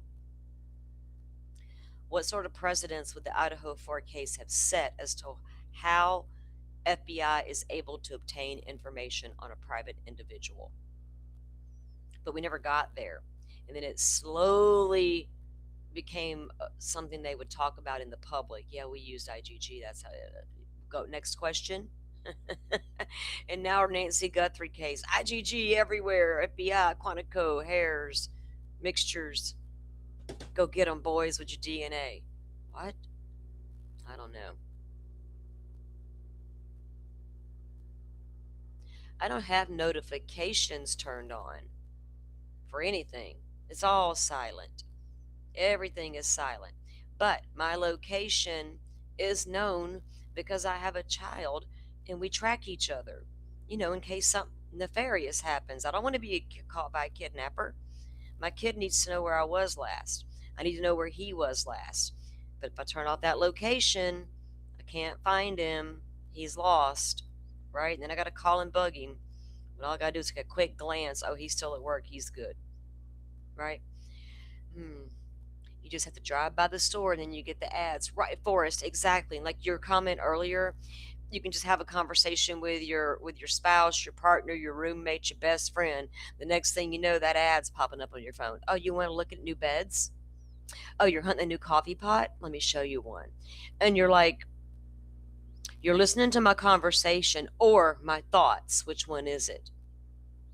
So my uncle wasn't wrong all those years ago at my papa's table when I looked to him and thought, man, my uncle, he's always lived on the fringe. Bless his heart, I love him. But damn, he was not wrong about what that TV was doing, those new smart TVs and these smart devices. He wasn't wrong. He knew right then they were spying on us. And I remember that day I stood in my papa's kitchen and I turned around and I listened. I'm a grown woman listening to my grown uncle and him not even realizing I'm listening to his conversation. And I knew right then, damn it, what if they are spying on us through those devices? Nah, that can't be true. Lo and behold, he was right. He a product of the 60s and 70s bad guys, so he knew stuff. He already had trust issues, you know what I'm saying? So didn't trust those devices where they're spying on us. It's hard to figure out how they're spying on you. Like even if when you don't type it or you're just talking about it, then how it's got to be listening to you. I don't know. So even if I have my location on, now they have to go to my phone to get that evidence, but my number is still going to show up in your warrant. But like they pointed out, how many bad guys are turning off their phones now? They're not going to show up in the geofence warrant. All the innocent people will be in the geofence warrant. So they're going to be no good going forward. Oh, good point there, Forrest. Even George Orwell saw that when he wrote 1984. Yeah. We have to be super careful about how we let Big Brother in. What we accept is our normal, going forward for the next generations to come. What kind of world will my grandchildren be living in, based on what we do right now and what we don't do right now?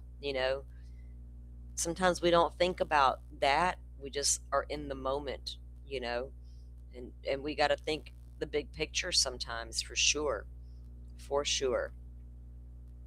Well, guys, it's been a long morning. I appreciate all of you and my mods, thank you for getting up and coming on in here with me. I know that Butterfly had an appointment. I don't know if Rach is still here. Forrest is in here hanging with us. So I appreciate y'all getting up and coming in early. I appreciate those who did come in and listen to the oral arguments with us today. I know it's not everybody's cup of tea, but if you're into crime, anything evidentiary wise should be a thing, right?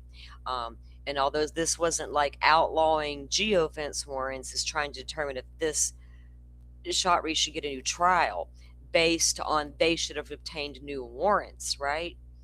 And they didn't. So that's what they're trying to figure out, is if that geofence evidence should have ever been allowed into this guy's trial because they didn't obtain the correct warrants, step 2 and 3 versus step 1, and the broad spectrum. So that's what they're there to figure out, not really to figure out whether these warrants are valid going forward, right? Because I don't think they're going to be as valid going forward, considering people know about them and have known for years, and criminals are turning their phones off now, right? And now we all know better. like a geofence warrant. We're going to laugh at that mess.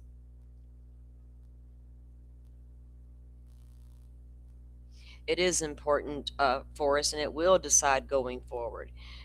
Take Nancy Guthrie's case. They did a geofence warrant, but we know damn good and well whoever that guy at the door was more than likely did not have his phone on him, because everybody knows by now, unless they live under a rock, that phone's gonna get you caught, right? Even Koberger knew to turn the damn thing off. So they can't find anybody through a geofence warrant because nobody's showing up, because everybody that should be there is probably there. People who live in the neighborhood, however many live in that neighborhood, and however many miles they branched out from Nancy's house. So I don't know. But yeah, I think it's going to be setting precedents going forward.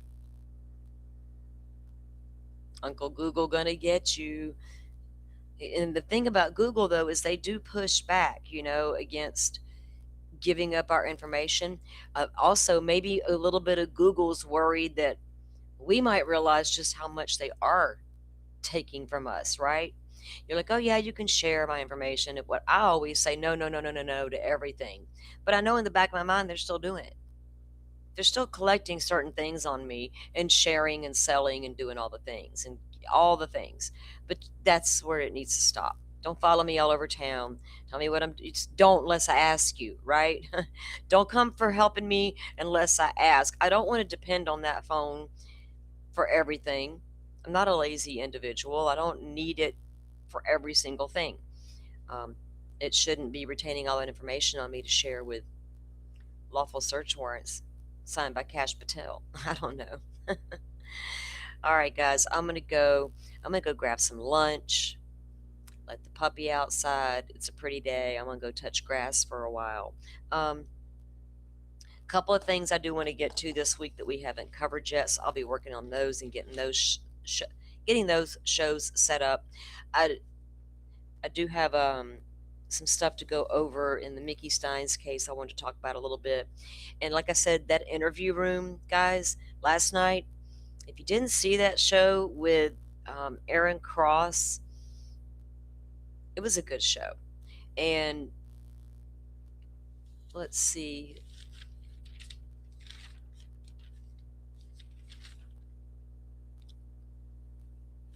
Where did I write that at?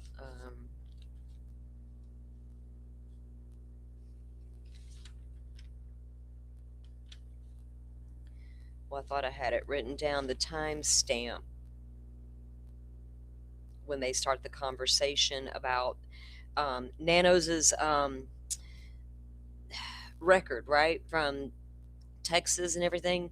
Anyway, they were talking about all that and going into pretty good detail about some of the things that he did that we haven't heard yet. And apparently, if I didn't hear it wrong, I need to go back and listen again. But from what Cross said, the lead detective on the Nancy Guthrie case, the inexperienced one, also had a incident in his past, like a police brutality type incident, something to that effect. So I have got to go listen to that better. I don't even, Jed, who is that? They were mentioning that last night, and I don't know who that monk is. I don't even know who that person is. And they were talking about getting him over on the interview room or something. But I'll watch, because I don't know who that is. Like, I only watch interview room depending on who their guests are, right? Unless I'm bored and need to throw shade and disagree with a bunch of things, then I watch for fun. But 9 times out of 10, I'm watching because it's a specific interview, like I did last night, right? But I heard them talking about that, but I don't know who that is. But it was a good conversation, and I'd like to know more about this other cop. It's like Nanos is keeping people in place. He got rid of all the good guys, and he put bad officers in their place. I don't know how to explain it. Cross does a much better job. And then Cross describes his new job. Remember, he making jokes about answering phones about stolen water hoses. They have an actual name at the desk he sits at answering the phones. Yeah, it's a whole thing. And it's unbelievable that he was not lead detective on Miss Guthrie's case, right? I think we might have had the mat taken off the front porch and the debris just in case, because it's all right here by this blood. Anyway, it was worth watching. Thank you, Forrest. Dropped the link there for you. He's a fun creator that's pretty much fact based. Well, we like creators that are fact based. They should all be fact based and then have discussions based around facts and theories, but you know how it goes. I'll tune in. I appreciate good creators because I don't have a lot that I do watch, Chet. I'm very selective. I've learned a lot on these streets over the past 4 years. So I know where not to go. There's very few places I like to go. So I will listen and see if there's somebody out there I haven't discovered yet because I'm looking for good conversations all the time. I can't stand the frivolous, no-brainer conversations. They bore me to death. I can only talk about the feels for so long. I need to go deep, right? I like to go deep, and when I can have that kind of conversation with somebody, that I can do that literally all day long. But the small talk bores me to no end. So I'll jump in because I'm looking for a few good people we can have some conversations with around here that have good schedules on top of that. All right, guys, y'all go have a good rest of your day. If anything pops up for the evening, we may come back tonight with a show if we need to. If not, I'll see you guys back here in the morning and we'll get on to a new show and we'll keep our eye on this process here and see if we get a ruling, come June or July. All right, guys, I'm gonna let you go. Y'all go have a good one, and I'll see you again real soon. Y'all be safe on the YouTube streets out there, or social media streets in general. Y'all have a good one. Thank you all for watching this here video.